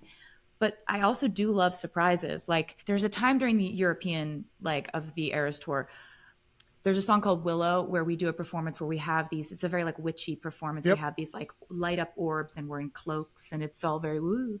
The fans decided that they were going to bring their own light up orbs. And by that, I mean balloons that they would blow up in the audience. Okay. And then they would they would use their phone light behind it and create a light up orb. When I tell you, I looked out, or a glow stick, whatever. Yeah, They would figure out however they're ways doing to illuminate themselves. And it was insane to look out and see spontaneously thousands of these orbs just go up. And I'd just be like, I don't even know who organized this. Yeah. Was there a group text? How did you guys even do this? It was so cool. special. Yeah. It felt like we were all part of something together in a way that couldn't be planned. And there's, as much as I love and relish in planning. It was really fun that they would do things to sort of delight me every once in a while. They had little chants. They had all these traditions. By the end of the tour, it was like Rocky Horror Picture Show, where they have their own choreography. Literally. Right. It was, I remember being in Gelsenkirchen, Germany. And you know what? What did you just say? Gelsenkirchen? Love is him Gelsenkirchen? learning that. Yeah. That's a city? He came to I think. Gelsenkirchen I think that's how and you say supported it. me there. I've never heard of this. If you say it with a German accent, it probably sounds more like the actual city, but my American accent is Gelsenkirchen. Gelsenkirchen. And I remember seeing that part of the show, and they were literally doing circles and like putting the orbs up in the air and passing them to each other like they were performing. It was so beautiful. They were so committed. I've never played for crowds that were as committed. Yeah. So I think I loved the event of it. Like I'm always trying to figure out how to make music into more of an event, right? How do we make it romantic? How do we make it something that people experience together? And, that's why I love vinyl. That's why I love, putting so much into the tour or a music video or events or activities for them to do or Easter eggs or little puzzles for them to solve. Like it's gotten to the point where it's just like, it's a little bit, people are like, the Easter eggs thing is getting a little Zodiac killer at this point. I'm like, as long as they like it, you know? How do you go about like knowing how to do an Easter egg? I don't even know, like, where does that process start? Are you like, well, I have some parameters. I'm curious. We're about to hear, but I'm curious to hear about it. And like, I want to hear if she admits that anything has ever been like a coincidence and we took it as an Easter egg. And she has to be. Yeah. Like I want to hear her like acknowledge that. I'm really hoping she does. Yeah. And also if you want to take a look at us talking about Easter eggs for TS12, click on this video right here. what is the art of the Easter egg? The art of the Easter egg is that there's do's and don'ts, right? Like I'm never going to plant an Easter egg that ties back to my personal life. It's always going to be towards music or a musical, something I'm coming up with, something I have coming up. I do love that there were so many Easter eggs with this new album coming out that she has to let you know, hey, we're not talking about me. We're talking about the music here. Just so you know, there are lines with the Easter eggs. Yeah, because like she knows that Swifties can get crazy. Yeah. With them and go too far. A plan I have coming together, something that you don't know I'm saying for a specific reason that you'll hear later and you'll go back and be like, oh my God. Like I think my favorite one of those was I was given an honorary doctorate from NYU and I made the commencement speech and I put so many lyrical Easter eggs in that speech that when the Midnights album came out after that, the fans were like, the whole speech was an Easter egg. Yeah. And that's, for me, that's really fun because they find it fun. For sure. And also just, I love numerology. I love math stuff. I love dates. I love that stuff like I find really fun. And I want Easter eggs to be a certain thing where like, if you are a part of the fandom and you want to experience like music in a normal way, then you don't even see these. You don't even care what that thing is above that doorway under that dimly lit flickering light over there that's upside down backwards in Braille. You don't need to know what that is. I love this. Yeah. But if you want to look at that, but if you do, then it's there. Yeah. Do you know what I mean? Like if you know, if you're in the know, you know. Yeah. Oh yeah.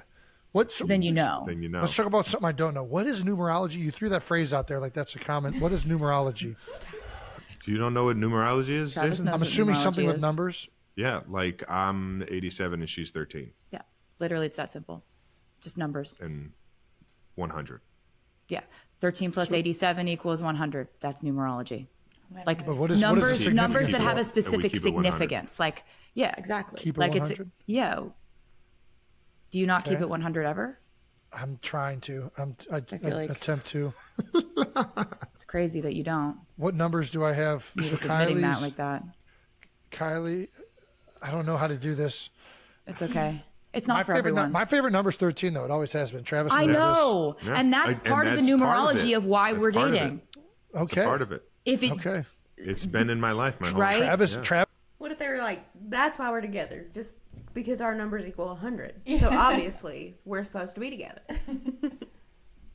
Just likes people that like the number 13. Yeah. Yes. What does liking the number 13 say about us, though? It says that we're family.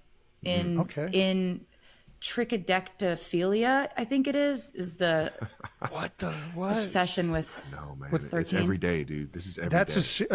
It's funny to think that what Taylor Swift is to Travis Kelce is the equivalent of what Joe Alwyn probably was to Taylor Swift. I don't understand. Like, how, if you're just kind of like watching, she could be seen, she's not to me, like, I don't think this is, but I could see somebody saying, like, she's, like, pretentious by, like, being like all the big words she uses and all the whatever, and like I said, I don't think that, but I'm just saying people could see it as that, and I just think we always call Joe Alwyn pretentious, and so I'm like, what she is to Travis equals Joe to her. You know? Oh, I see. Yeah. The difference is that Taylor Swift is nice. If you're pretentious and an asshole, that's the bad. A good mix. It's the bad combo. Real you thing? know what that means. This is every day. He knows what this means. Trichodecophilia. So that's the obsession with specifically number 13 or something. I'm sorry. Yeah, triskaidekaphobia is when you hate 13. Triskaidekaphilia is when you love it. Philia is love. I don't know why. I think it was like everybody else was afraid of number 13. So I'm like, yeah, that's I like phobia. 13. That's phobia. What, okay. Yeah, you're just being contrarian, which I love. I love that about you. All right. Well, you're just like, you want to do this? I'm going to do this. That's exactly how I sound. Oh, Jason. Let's get Jason. All right. Favorite thing about the Eras Tour was, besides going to it and just being like this amazed at everything. I think I was on another podcast recently, just like all of the songs, everything you just talked about, where it changes so much, right? There's something new every 20, 30 seconds. It was incredible. The nonstop length of it. But I'm going to be remiss if I don't say one of the things that I loved is watching Travis Kelce get on the stage. The man in the tuxedo. It was so good. It was so special. That was like, we were like, that came out because we thought we were doing a bit. Like, we both thought we were just joking. Because a lot of what we're saying is like inside of a bit and we're laughing the whole time. And every once in a while, one of us will be like, are you serious? Like, I could be. I could be serious. Are you serious? I was serious in terrifying fashion. I was like, yeah. It was like wouldn't it be funny if kind of thing. Fun. Yep. And I would try not to fuck this up. It was no, the show's perfect. You don't want to fuck the show up, do you, Taylor? But I knew you were going to be down for it. I knew you were, if you wanted to do it. Like, I was never going to pressure you to do it. But the fact that when we were talking about it, we were joking, I saw that little twinkle in your eye where I was like, oh, he wants to do it. You want me to go He on wants stage? to do it. He wants How to? fun would it be to like have a significant other that had a platform like that, to where like you could do just the most outlandish, like funny stuff, and like do it on the biggest stage in the whole world. Yeah, it would like have a purpose. You know, it's not like us be like, you want to go to the backyard and do some cartwheels. Yeah, like. Do you want me to go on stage? Yeah, and you got up there. I'll do it. You were so good. Every single beat, his comedic timing is crazy. Like, and when the lights are bright, he slows down time. Like, that's when he. Well, no, I just black thrives. out and hope that it ends out like perfect. That's you said. You and I are saying the same thing. I did. I big honestly, blackout yeah. Yeah. Like, I rose from that stage, and I saw how many people are looking at you. Oh my god! And I was just like, blackout. You looked so good. Yeah. It was so amazing. Like, it was one of the loudest, if not the loudest screams I've ever heard on the tour. It was insane. It really was. How many, Trav, you played football in some of the biggest stadiums you've been in front. People have been staring at your whole life. What was that moment like? There's nothing like this. Were you I felt nervous? like an ant. I felt like the smallest piece of life ever. Like that entire stadium, the floor. Like, what are all these people doing on the field? Holy, I didn't know this place felt like this. Oh my gosh, what is going on? I have to pick her up now. Okay, here we go. Don't drop her. Don't drop her. Don't drop the So baby. funny Don't drop the that baby. you were actually scared about that. You could like throw me over a mountain and like climb the mountain and listen. catch me on the other And she loves it. side. Like, Football players drop balls all the time. This is not a. I just have to wonder if any of her ex-boyfriends like were so like not beefy football players that just like never picked her up, and she's like on his podcast going, "You could throw me over a mountain." She's always just wanted to be small girl. Yeah.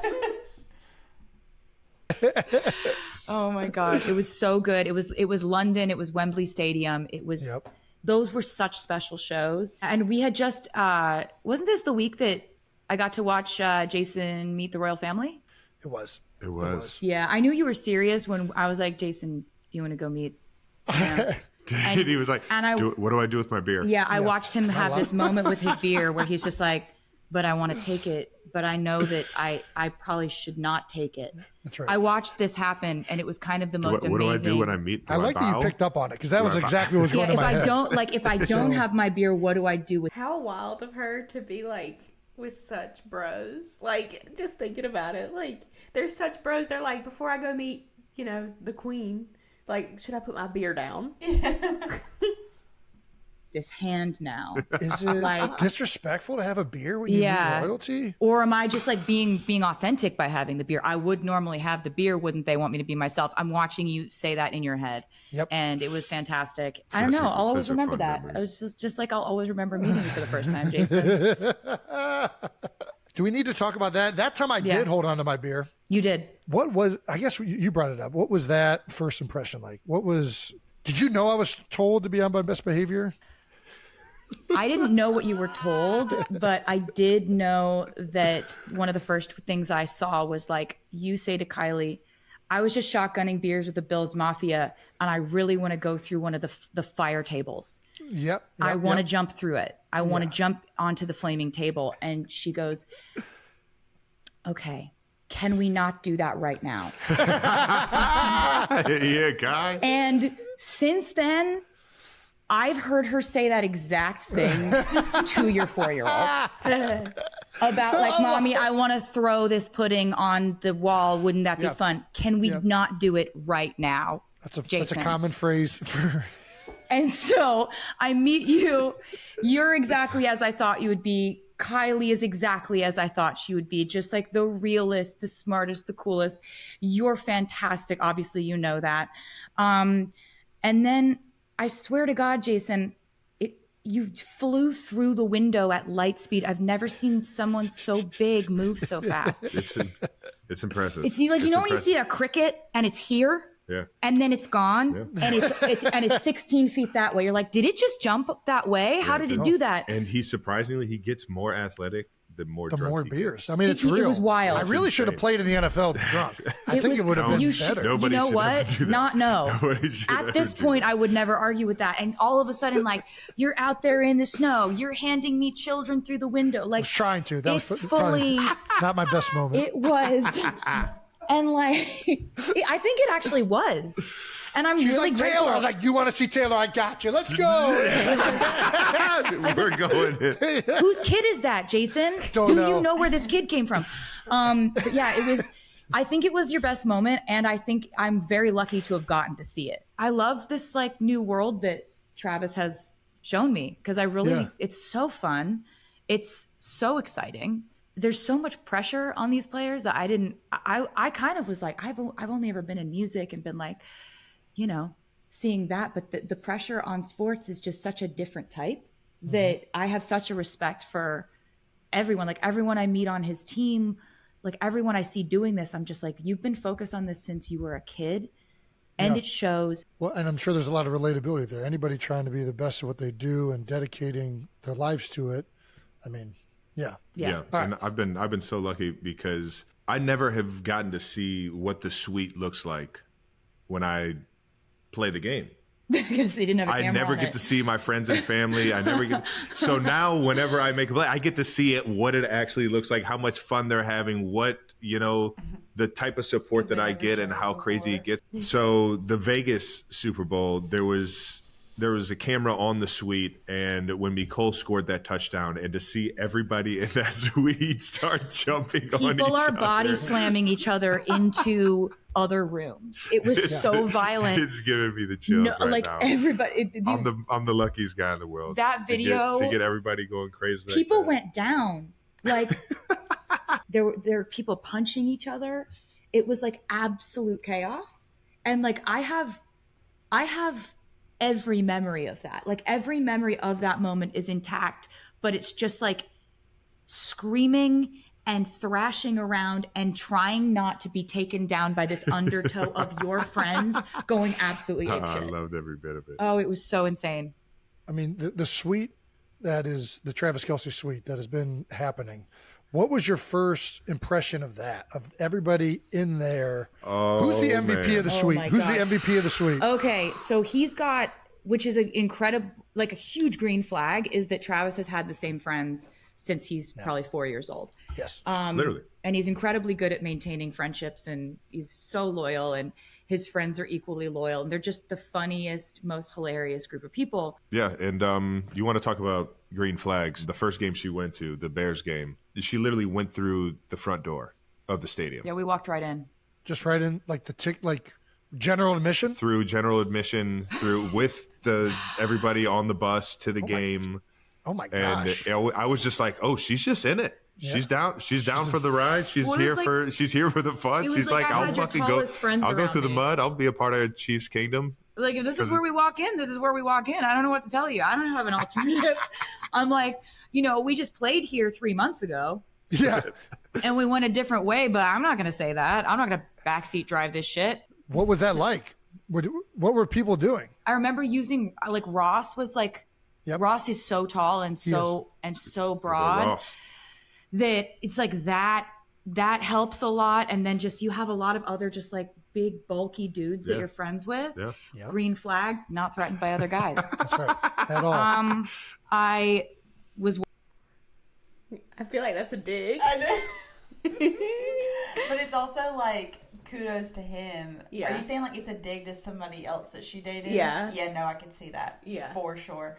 I remember where I was the moment I first saw those photos of Taylor Swift walking into that stadium in her jean shorts and her white tank top. Like, I remember it so vividly. Yes.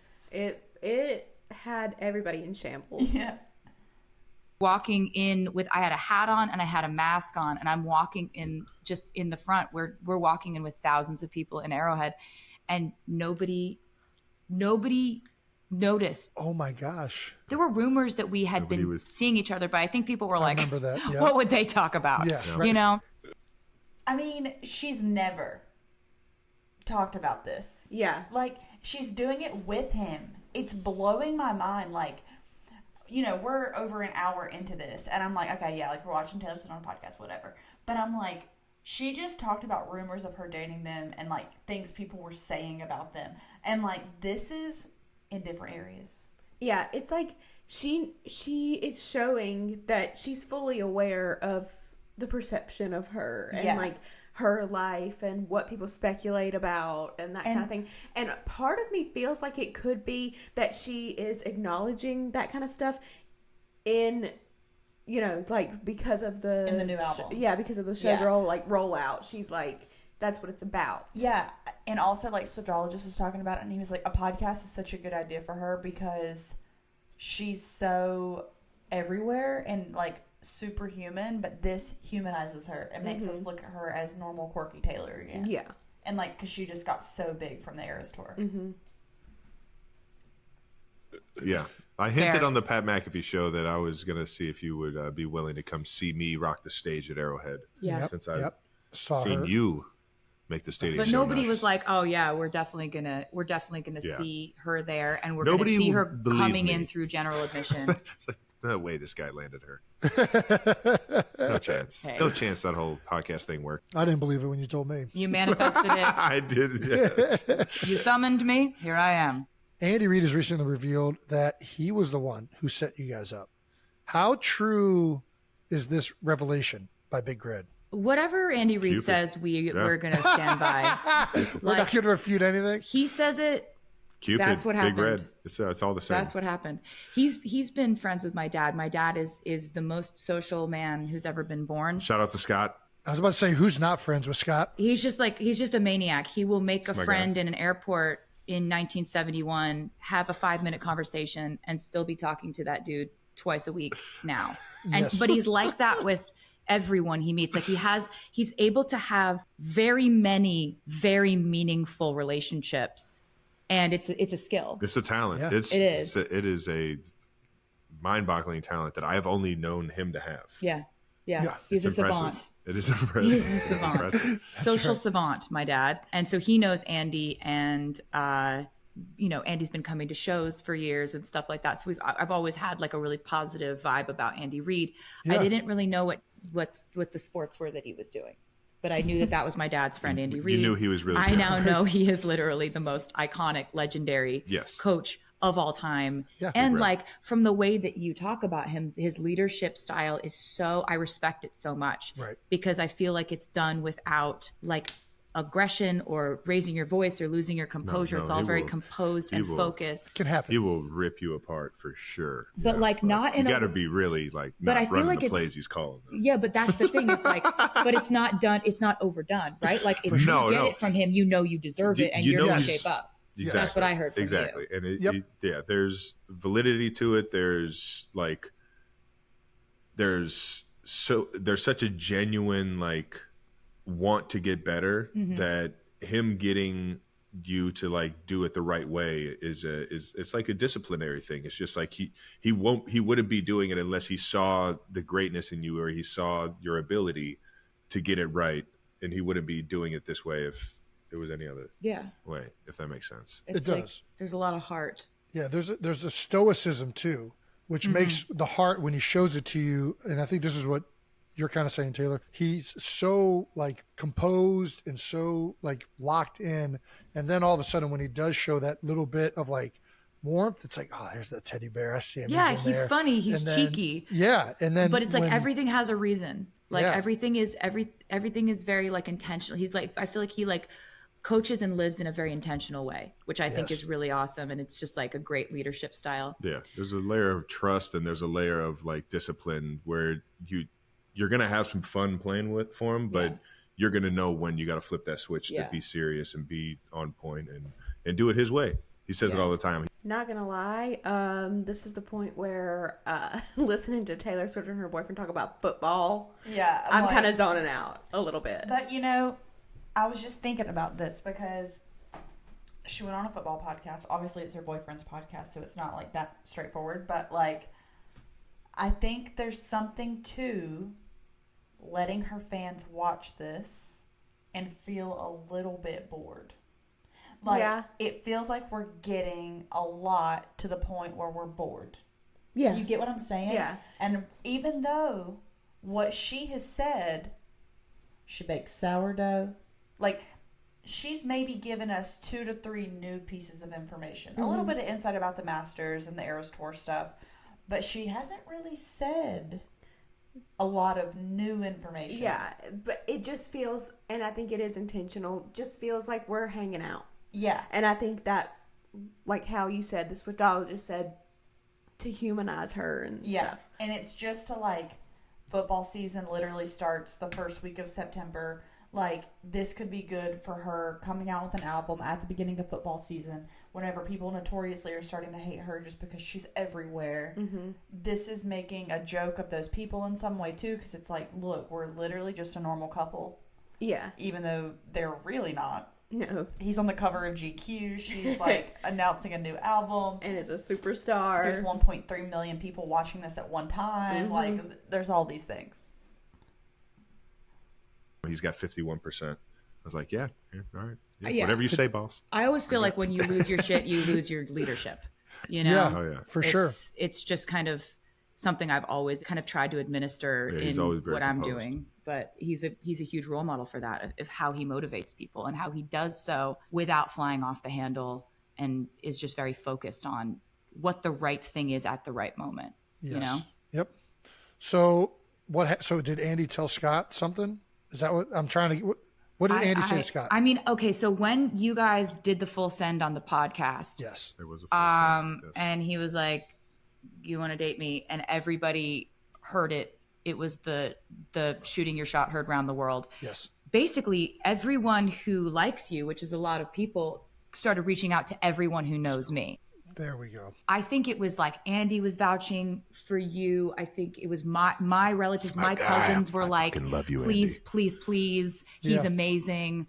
There were friends I that forget that like Taylor Swift has cousins. You know what I mean? Yeah. like imagine Taylor Swift being your cousin. Yeah, that would you're be like- so weird. Like, And you just like start dating someone like in high school or whatever, and you're like, want to come to my family Thanksgiving? And they're like, yeah. And then like they show up and Taylor Swift is there. yeah, it's just like, that's what we're saying. Like, she's so big, like we perceive her as like superhuman or something. It's crazy to think about her having like a normal life at all. Yeah.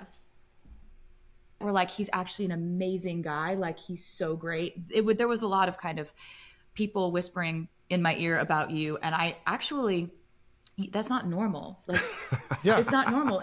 There are people just willing to go to bat for you and be like, you don't understand. This guy's incredible. Well, Andy, well done. Yeah. Thank you, Andy. And for Scott. everything. And Scott, thank you. There we go, Scott. Speaking of which, how's Scott doing? He's doing good? So he is doing incredibly well. My dad had an interesting summer. He actually had a quintuple bypass surgery, and that's a really intense surgery. Yeah. So it all happened really quick. He went in. I know he would want me to say this because he really he learned a lot through this process. He's had a healthy, perfect EKG every year that he's gone in to get his physicals. Yeah. Perfect EKG. Yeah. But what found his 5 hard blockages in his heart was a resting stress test. So he's been telling all his friends, you need to get the stress test because that's what's actually preventative. If you can find that earlier, you don't have to have a bypass surgery. You can sort out those blockages with stents and things that are a lot less invasive. So he finds out that he's got these blockages. They're like, we got to do this like tomorrow. Yeah. You shouldn't, we don't know how you walked in here, dude. This is crazy. So he was, of course, saying to our family, he was like, you guys are busy. I don't want you guys to have to come in here. You and Austin are busy. You don't have to do this. The don't brave come. dad, the strong dad, right. you know. He said something about when a cat is injured, it curls up around a tree and heals itself. I was like, Dad, cats don't have quintuple bypass surgery. He tried to relate. That's wild. You're just saying stuff sweet. now. That doesn't mean anything to me. And so I was like, okay, I'm not going to come there. Yeah. All right. Yeah. So he wakes up from surgery and it's my mom, my brother, and me and his best friend. And he comes out of surgery and he did a comedy act, a comedy set for 15 minutes. He was the funniest he's ever been, and he's usually really funny. But he's we didn't know how many blockages he had, and I was like, Dad, you had a quintuple bypass. You had 5. That's crazy. It's more than we thought. And he's like, well, you see, I come from a very competitive family. We're just and it was kind of wild because it was very parent-child reversal. Yeah. In a lot of ways. My brother and my mom and I were each taking shifts in the ICU and staying with them 24/7. And I remember when I was a teenager, my parents would the big fight we always had is I'd sneak my cell phone into my room and be talking to my best friend Abigail under the covers all night. And they'd be like, you have a test tomorrow. You need to rest. We're taking your phone, whatever. Yeah. I'd get to the hospital. My brother will have done the night shift and he's like, Tay, you got to take his phone. I caught him FaceTiming his friends all night. He needs his rest. He needs to be sleeping. He's FaceTiming all night. It's one of the main things you need is that your body to just heal. Recover. And I'm like, I'm not taking his phone. He'll get mad. He's like, I'm not taking his phone. You got to be the one to take his phone. I'm like, I'm not doing it. My mom's like, I don't want to do it. My mom. So we're just it's we've got we've got to take our teenage son's phone away from him because he's FaceTiming all night. He came out of surgery, tried to give guitar picks to all the nurses and doctors, but he wasn't wearing. Not the guitar picks. Oh, yeah. Because he gives those out at the Era store. Pants, didn't have pockets, hospital gown. I'm I'm having these moments where I'm like, this dude built play sets and swing sets and cribs for me. I'm building his shower chair and his walker and his like bed that goes like this. Like, it's just surreal, man. And you're like, you know, because you can't really walk on your own. We had a little harness for my dad, just like walking dad on his harness. And he was like the loveliest patient ever. He just kept saying thank you over and over again. Your body to just like recover. And I'm like, I'm not taking his phone. He'll get mad. He's like, I'm not taking his phone. You got to be the one to take his phone. I'm like, I'm not doing it. My mom's like, I don't want to do it. My mom. So we're just like, it's like we've got we've got to take our teenage son's phone away from him because he's FaceTiming all night. He came out of surgery, tried to give guitar picks to all the nurses and doctors, but he wasn't wearing pants, didn't have pockets, hospital gown. You know, I'm having these moments where I'm like, this dude built play sets and swing sets and cribs for me. I'm building his shower chair and his walker and his like bed that goes like this. Like, it's just surreal, man. And you're like, you know, we just all moved in with him for the whole summer pretty much. And just, you know, cause you can't really walk on your own. We had a little harness for my dad, just like walking dad on his harness. And he was like the loveliest patient ever. He just kept saying thank you over and over again. So guy was full of life, man. Yeah. He was appreciative that he caught it. And he still is. Yeah. You know it. We had the FaceTime with him last time we were together, and I was like, he hasn't changed a bit. This guy's still freaking got the energy going. Yeah. So like Trav was hanging with him the other day, and he was like, so sweetie, he says he's at 75%. And if this is 75%, I'm truly terrified of him. To give you the update, I'm probably at 85 to 90% now. So we still got a month though. Yeah. So my dad's like, new arteries, new me. My mom just got a new knee. There we go. New knees. She's doing great. She's scampering around. We're not quite at scampering yet, but she's doing great. She's up and moving around. Yeah, this was just like the summer of my parental upgrades. Like, we're just upgrading the parents, making sure that they live to be at least 186 years old. Huge. Because they're two of my best friends, and I just adore them. And it was actually one of the most special things that's ever happened to me, like spending all that time with them this summer and getting to, like, you have those long talks that you don't have when it's like a small, concentrated period of time. This is when I learned to do the sourdough, right? My parents' friend Tina sends over a loaf. Shout out Tina. That's my girl. Thank you, Tina. Sends over like the best loaf of bread I've ever had in my life. To call it bread feels really, honestly, sort of like it's gold. Sort of like minimizing what this was, it's modern right? Day gold. So I'm like, I need to know how to do this. I go over to Tina's house. She teaches me how to do it. She gives me some of her starter. Life is never the same. Okay. All these things are happening in Florida. Travis is doing his training. He's like, look at him. In Florida. Look at him. And he's so fast and he can jump so high. So this was our Florida summer. That's what it is. It's a hell of a drug. It's one hell of a drug. Really Florida'd it up. Florida. Yeah, no doubt. All right. How many people have come up to you guys and talking about or spoken about how much they've appreciated you being a part of the Chiefs and like their daughters all of a sudden being into sports? Because I get it all the time. Yeah. I can't imagine how much you guys get it, how much the game has grown. It definitely feels like a lot of people say that to us, which is really kind because there was never a thought in either of our heads that was going to be. I had no idea. That was a pleasant surprise. Seeing all the little girls in the stands at games, and you could see a proud father. We are the little girls. Yes. We are the girls in the stands. We clap, we cheer, we cry.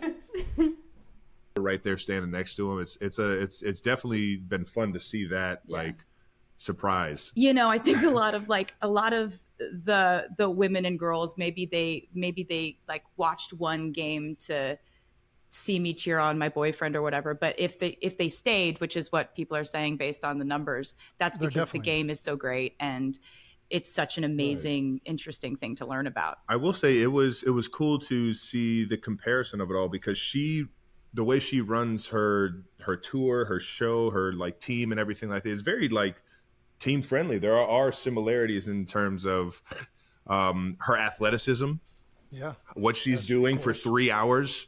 I mean, listen, I was how she screaming. works I was with screaming for her 40 band. seconds during the intro, and I'm out of breath.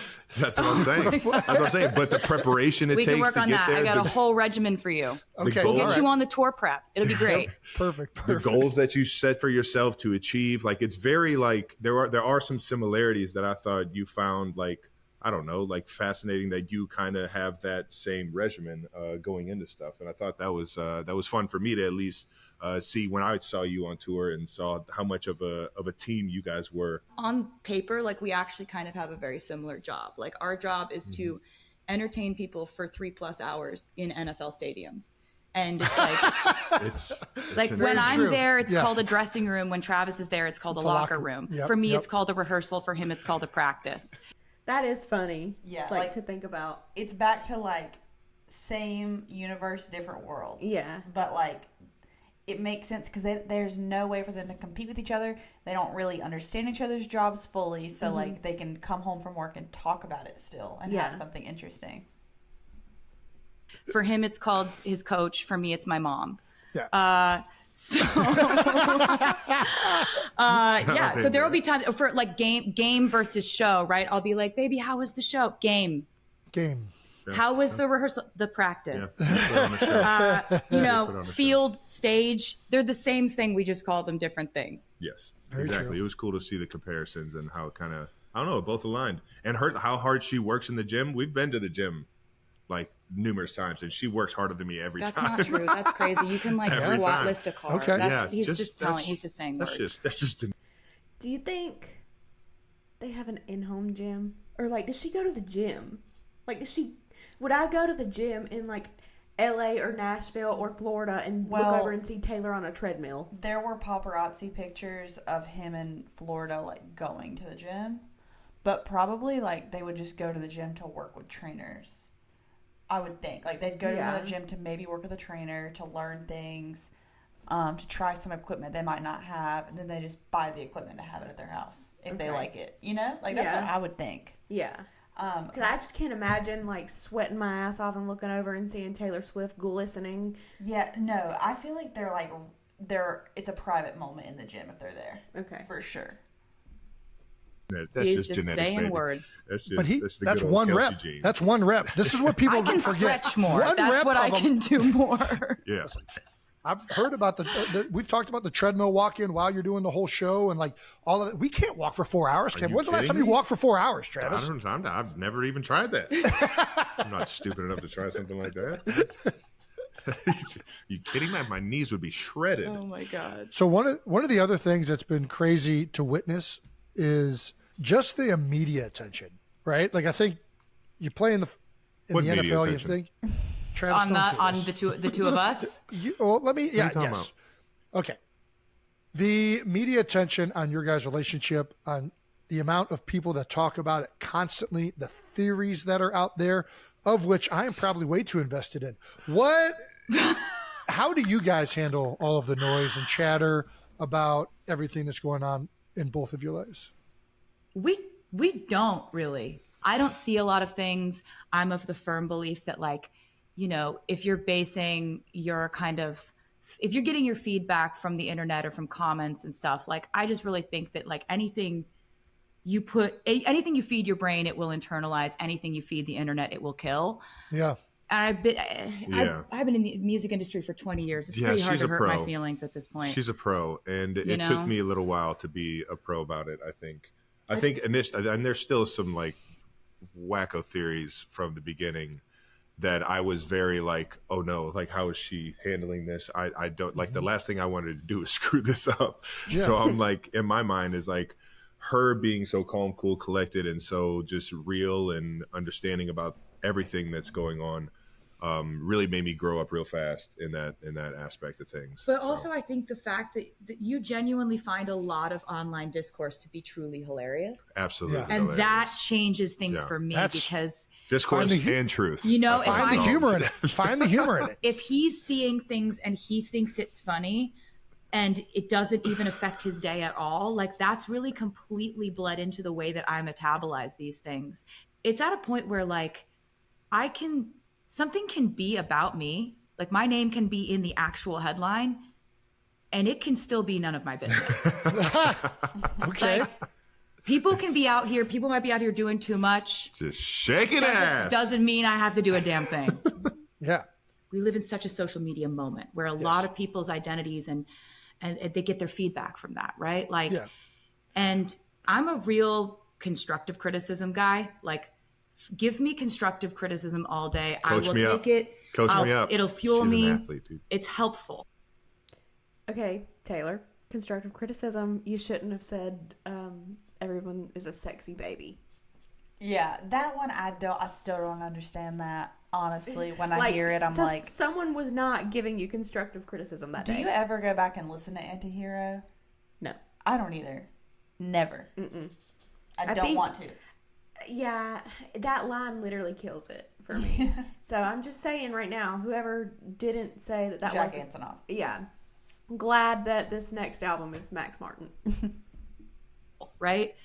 But I have so many like friends or acquaintances or people where like they'll see one comment they don't like, Right, and it will ruin their day. It'll ruin their night.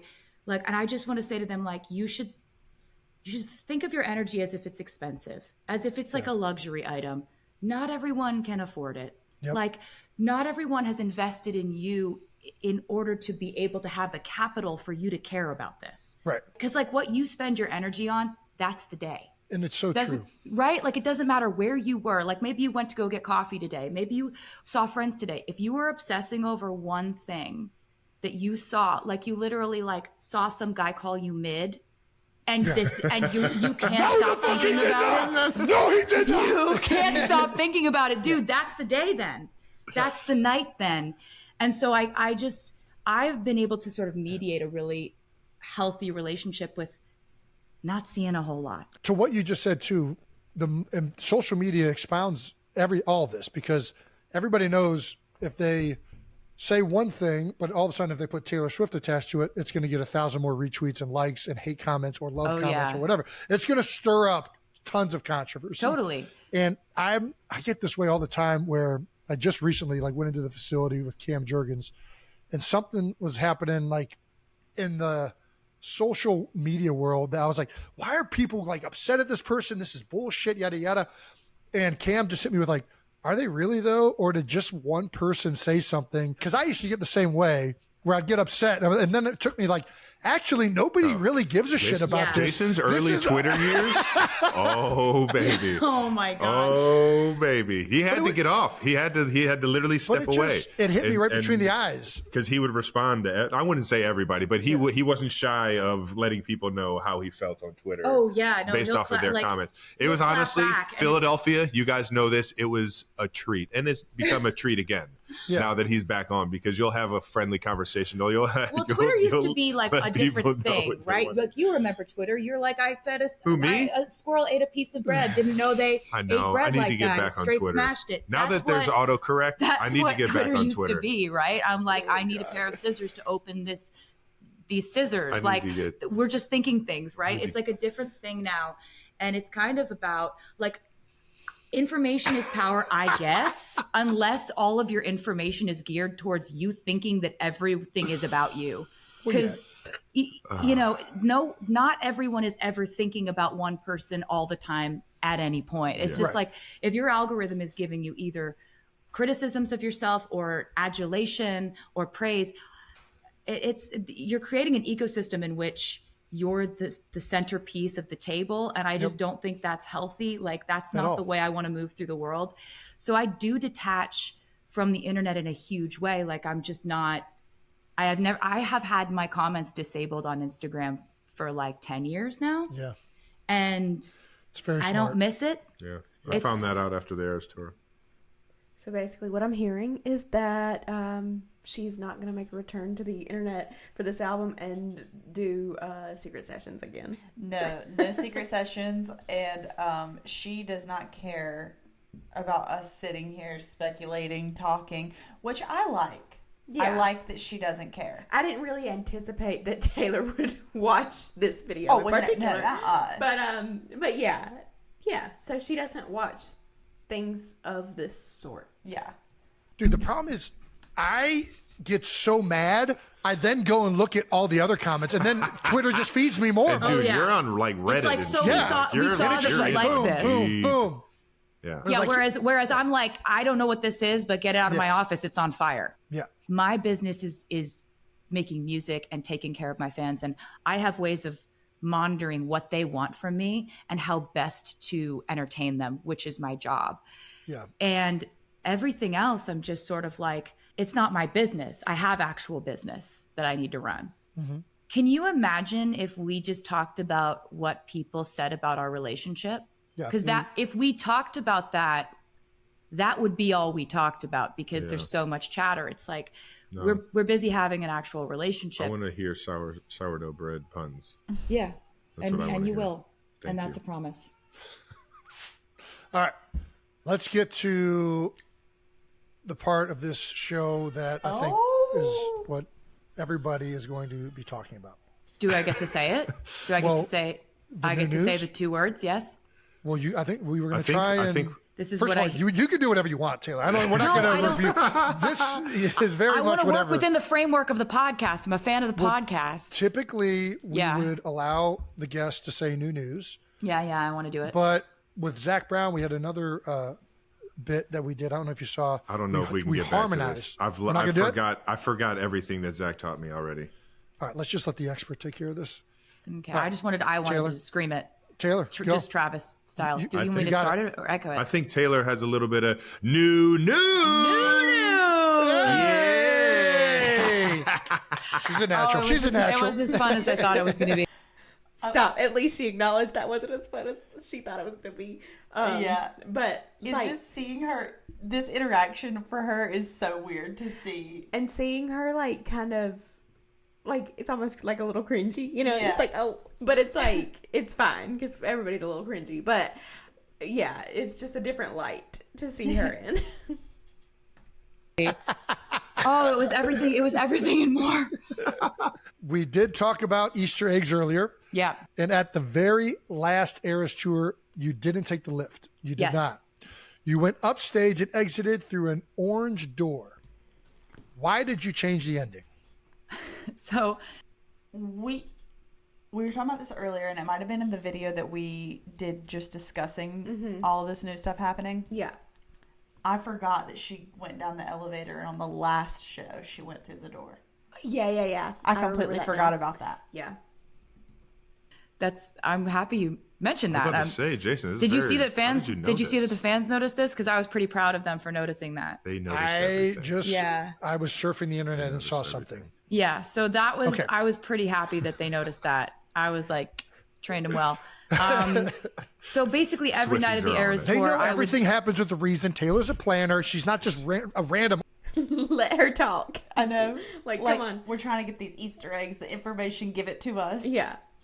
Orange door? Eggs everywhere. Just eggs everywhere. What's happening there? Why? Anyway, so I would leave the stage every night going down the elevator lift. That's how every single Eras show ended, except for the last one, where I exited through a door, an orange door to be specific, and Orange. that actually was an Easter egg. Basically, the reason why I chose to exit that way is because I kind of wanted to give a little subliminal hint to the fans that I may be leaving the Eras Tour era, but I was also entering A new era. a new Orange. era. So I wanted to show you something. Okay. What do we got? We got, A briefcase. yep, Mint green with TS Yep. on it. yep. What's in it? This is my brand new album. It's so good. We got TS12, baby. This is my brand new album. It's called The Life of a Showgirl. Love it. It Love was it. something that I was working on while I was in Europe on the Eras tour. So while you were on tour. I was Okay, so I'm thinking this is gonna be good because honestly, Speak Now written on a tour slapped. Yeah. Like the Life of a Showgirl written on a tour gonna slap. I'm Yeah. calling it. It's just such a unique perspective of hers. Yes. I would be How on tour. on earth did she do this on the tour is still blowing my mind. I just love it. I just love it a lot. I love music.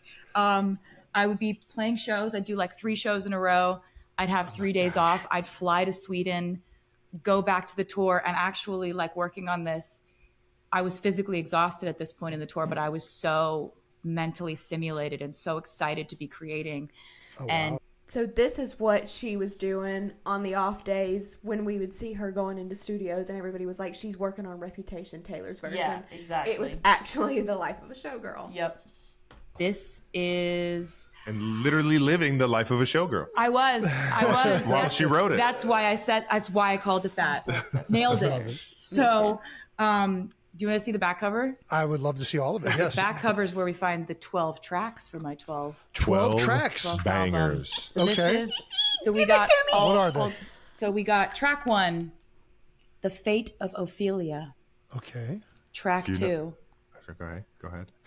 I was You going to say, wanna do talk you know what Fate of Ophelia you is? wanna talk about keep Hamlet? going. Hamlet? I don't want to get Jason all riled up. Yeah. So we can just go through the We track. can talk list. about it Okay. later. Yeah. Track 2, Elizabeth Taylor. Okay. You know who Elizabeth Taylor is? You better. I'm just kind of following. along. Okay. All right. Track 3, Opalite. Opalite.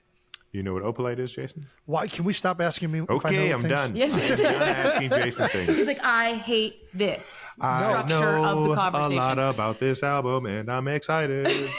Track 4, Father Figure. Father figure. All right. Track 5, Eldest Daughter. Okay. Track 6, Ruin the Friendship. Ooh. Track 7, Actually Romantic. Actually romantic. Track 8, I wonder who that's Wish List with $2 signs as the S's. Just thought I'd point that out. you Grammatical go. flourish. Track 9, Wood. Wood. Nice. Track 10, Canceled, but it's in all caps with an exclamation point at the end. That's a bad. Track 11, Honey. Honey. And can you do drum roll? Last track, track 12, the title track, The Life of a Showgirl, featuring Sabrina Carpenter. Sabrina Carpenter. We knew it. We called it. We did something That's right. awesome. Yes. Look Look at that. this. Yeah, and so That's a then showgirl. we got That is a showgirl. we Yes, got it this is. orange vinyl And it's orange. here. Yeah, it is, and sparkly. Entering a new Look how era. sparkly. It's very nice. So, what is the significance of the color orange? Why orange? I've just always liked it, Jason. It really So it's feels not- like, I don't know. Okay. It feels like kind of energetically how my life has felt. And this album is about what was going on behind the scenes in my inner life during this tour, which was so exuberant and electric and vibrant. And it's a record I made with my mentor, Max Martin, and Shellback. And the three of us have made some of my favorite songs that I've ever done before. Which ones, if you don't mind me asking? Well, they were my main collaborators on the Red album. We did We Are Never Getting Back Together, I Knew You Were Trouble, 22, Shake It Off, Blank Space, Style, Wildest Dreams. Oh, hell yes. Ready for it. So that's the energy Delicate. we're going with. Yes, I understand why it's orange now. Okay. So yeah, we've made songs that I'm so proud of. There's going to be some fucking bangers. Yes, I'm picking it up. Dude, Yeah, it's I'm like telling that. you, it's Yeah, 12. it's like that. And I'm telling you, like, no other person who's ever like interviewed her or talked with her about music coming out has talked to her like this, where he's like, there's gonna be some bangers on there. Like, Yeah. those are the good songs. Like, I'm not loving this. I'm sensing parallels in a different way to Reputation. Yes, is what I'm going to think. That 'Cause, you know, picture. Reputation was, like this attitude, but it had a love story within it. And I think it's going to be the same vibe of like attitude of like the show life of being a showgirl, but you also found love and you are in love with this man now and he's happy for what you do and you want to be with him and be happy. I think that I'm loving it. So good. so basically, we've never actually made an album before where it's just the three of us. There's no other collaborators. It's just the three of us making a focused album where, I mean, it felt like catching lightning in a bottle, honestly. We hadn't worked together in like 7 or 8 years. And This feeds.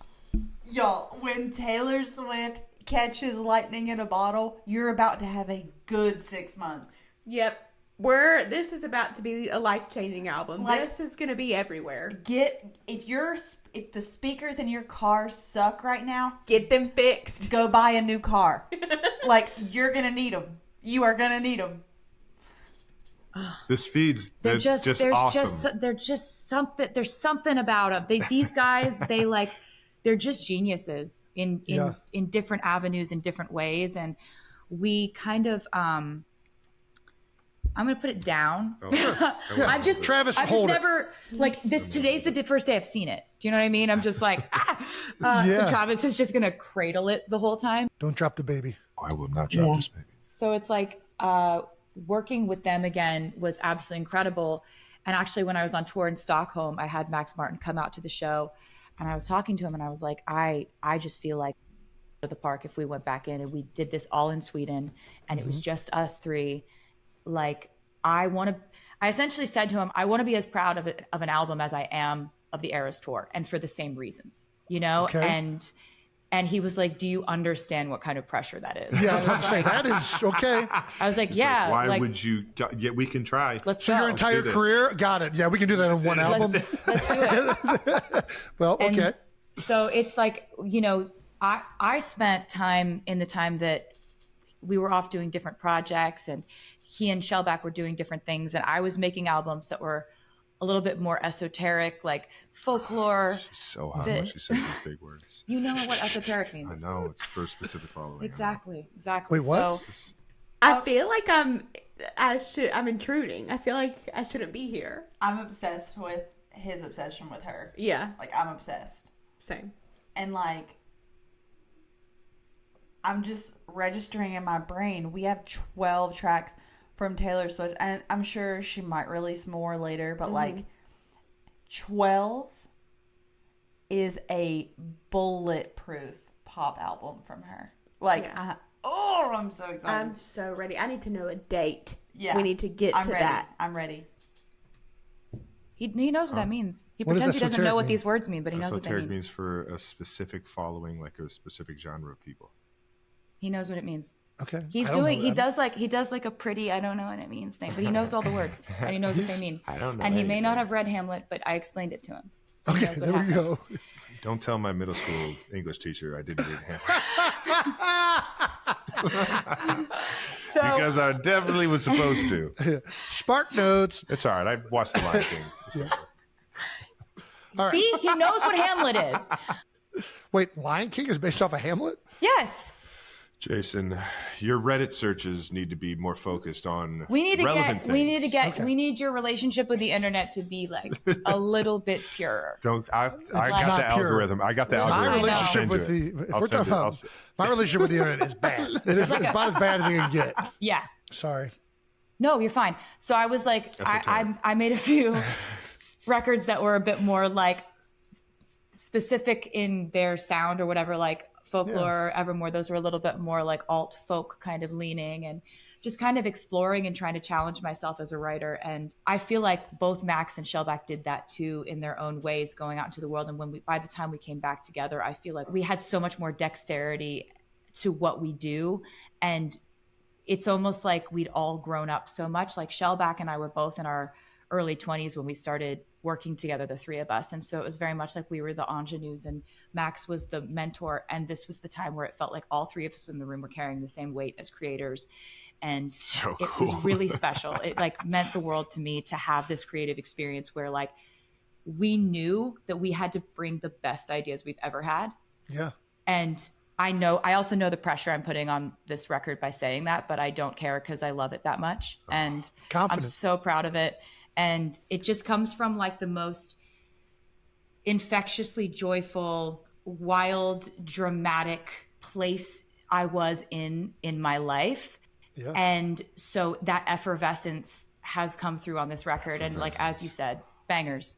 Bangers. And we were just like, there's no other songs coming. It's not like with Torture Poets Department, I was like, here's a data dump of everything I've thought, felt. It took me a second for that to hit me. That there were no there's other no songs. other songs. And I love that. I'm okay with that. No, me too. I'm over the vault tracks. Like I'm over. We don't need a double album. No, we don't. Give us 12 good. Like give songs. us 12 perfect, absolute mwah, bangers. We don't need 30 with like 15 of them being fine. I can't wait to read this track list again because when she was saying it to me, I was just looking at the cover. Also, do you think maybe I'm trying to think about the 22 because I'm stuck on that. So like, do you think maybe the album's not dropping on the 22nd, but maybe her song, the title track with Sabrina, is coming out on the 22nd. 22. I can see that because Sabrina has the new album coming out. She's gonna help her. Yeah. Yeah. Okay. Let's keep going. A lot of songs on that one. In 2 or 3 years. Here's 31 songs. This is 12. There's not a 13th. There's not a 4th. There's not other ones coming. This is the record I've been wanting to make. I like too that she's like setting us up for it, like because she knows we're gonna run wild and be like, another album's coming. No, there's more. There's more. You know, she went like this while she was talking about it. Yeah, and she's like, there's nothing else. Travis blinked his eyes twice while she said album. Yeah, she made sure to have 2 syllables in album when she said it. For a very long time. I love it. I love this so much. Where do we start? I don't know where to start. You gave us a lot of information right there. I know. We didn't tell Jason that we were doing this. No, I just Jason said, like, can I go on the podcast because Brad Pitt did it and I want to do it too. And Jason was like, yes, I mean, we can make that happen. That seems like a valid reason. reason. The request or the ask from either one of us was never going to come. I don't know why I would never ask you. I don't know. Yeah, Brandon still hates me because I never asked you. But I think this is way better. We waited now. till I had some stuff to say, I think. There we go. You know, I was waiting till I had like a sparkly briefcase to bring. I needed props. It took a long time to put that into production. So, well, it is finished. And do you want to tell everybody when it's coming out? It comes out October 3rd. October 3rd. This album comes out October 3rd. It's easy to remember. It's 10/3. 10/3. Still annoying. It is also your birthday week. We got Wyatt October 2nd. We got you October 5th. And then we got Mom October 9th. So this is a good month. Yeah, I picked a good month. It's going to be a good week.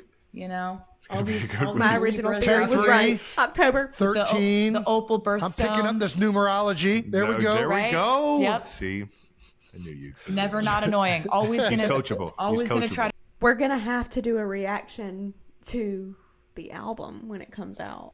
To force a 13 into the situation, and this one was right there. It was just right there.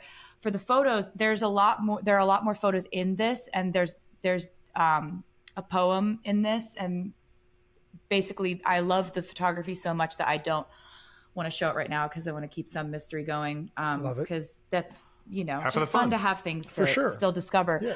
But the photos are done by Mert and Marcus, who are 2 of my favorite photographers. The last time and the only time I worked with them for an album cover shoot was with Reputation, with that album, and I loved what they did with those photos. So I called them. I think that I'm leaning into something. How I said it's kind of giving Reputation in a different way. Yeah, and like she went with the same photographers, like same producers. Yeah.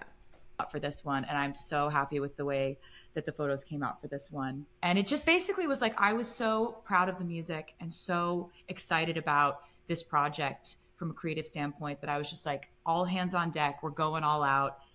This is a full send. Like, I care about this record more than I can even overstate. Mm-hmm. It's so much fun. And I mean, I understand what she's saying. I've been fortunate enough to hear every single song on here, so I know they're all 12 bangers. Yeah. It's a lot more upbeat, and it's a lot more like fun pop, like excitement. And I think that's a completely like. Thank you, Travis. I think it's a complete 180 from a lot of the songs on Torture Poets for sure. Oh yeah. And it's just, life is more upbeat. Well, that's what I was about to say. We love to see that. Yes. It probably. Do you find that your albums mimic everything that's happening in your personal life? Yeah, like, definitely. Your genres that you've done are like so wide spanning between like country, pop, and then like it can get. I don't even know. Torture Poets. It was like so cathartic. It felt like for you probably to write those songs and to release all that.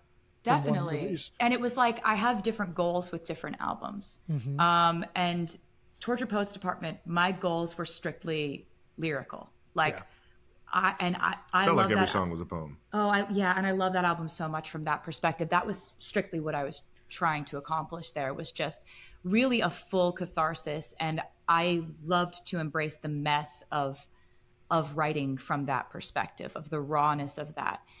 This, I have a totally different set of goals. I always try to do something completely different if that's what I'm feeling at the moment. And I was feeling a complete pivot at this point in time. And I wanted the album to feel the way my life felt. And this completely matches the way that my life has felt. And I also wanted it to be just every single song is on this album for hundreds of reasons. You know, and you couldn't take one out and it be the same album. You couldn't add one and it's just. I'm so excited to get back to, like, she's basically telling us to, like, I'm not putting out more because these are so solidly great songs. All of these 12 are great. Travis, being like this fun, positive, energetic guy in her life, is bringing out our pop diva. Princess. Like, oh my God. Thank you. Yes. Thank you. That's right. And that focus and that kind of discipline with creating an album and keeping the bar really high is something I've been wanting to do for a very long time. I tend to love to write lots and lots of music. So it's a temptation to release lots of music. Sure. I wanted to do an album that was so focused on quality and on the theme and everything fitting together like a perfect puzzle, that these 12 songs for my 12th album, I feel like we achieved that. And I'm really happy about that. So you mentioned a couple of things there. First, what is the theme of the album, if you would describe it as one like theme, if that's possible? I would say it's everything that was going on behind the curtain. Okay. And then what are the goals? You said something like what would be like your main goals with this album? My main goals were melodies that were so infectious that you're almost angry at it. And lyrics that are just as vivid, but crisp and focused and completely intentional. So it's like, I feel like we actually came together in a really beautiful way, the three of us, Shellback, Max, and I, where we had a conversation about how Max was like, I loved folklore. I loved the storytelling on folklore. I don't want that to change. Like, just because we're making these infectious anthems, like, I don't want you to leave that behind. And I was like, I don't think I couldn't if I tried. So at this point, I got some stuff to say. I'm married to that kind of writing, you know? And so it was really amazing that we were able to, without doing too much overthinking, we were able to get in there, and it was just ideas flying. And all of these ideas were like, we've been waiting years to come back together and make this project. It felt really You are going to move. You are. This album is going to make you dance. October 3rd? Do I have to wait till October 3rd? Yes, you do, Jason. Yeah. God damn it! This is unfair. We don't trust you at all. Yeah, I mean, honestly, smart. I completely get it. The artwork. How do you settle on a front piece of like artwork for an album?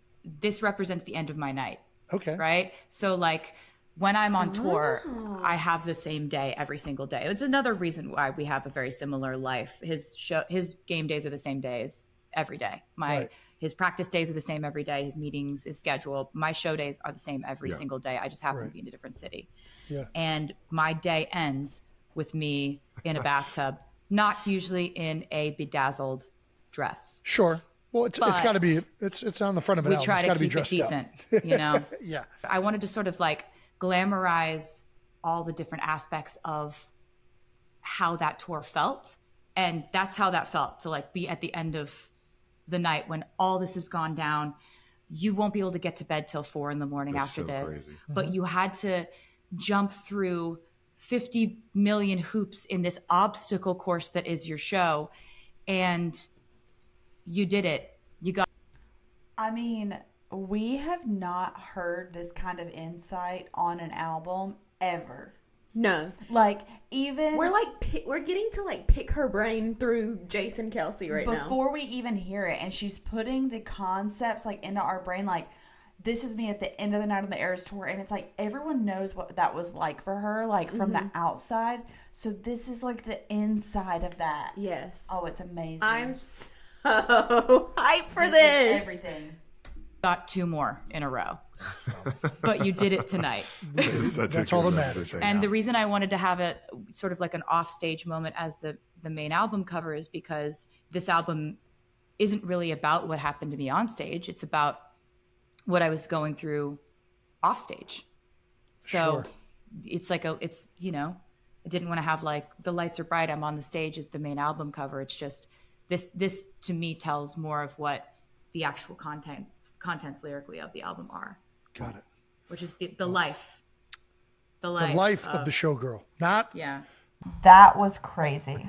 I am shook to my core. There's so much information that I need to sit with and process. But Yeah. if y'all want to hear us discuss this in more detail, we gave our predictions before watching the podcast, and we were going to have a discussion after watching the podcast, and that episode is going up on Monday, so be sure to hit the subscribe button if you want to see that. Yeah. I didn't have anything else to add. I don't have anything else to add to that. So There's so much, like, I'm just like, my brain is spinning, but if you guys stuck around this long, thank you. Hit the like button. and we will TTYL. Bye.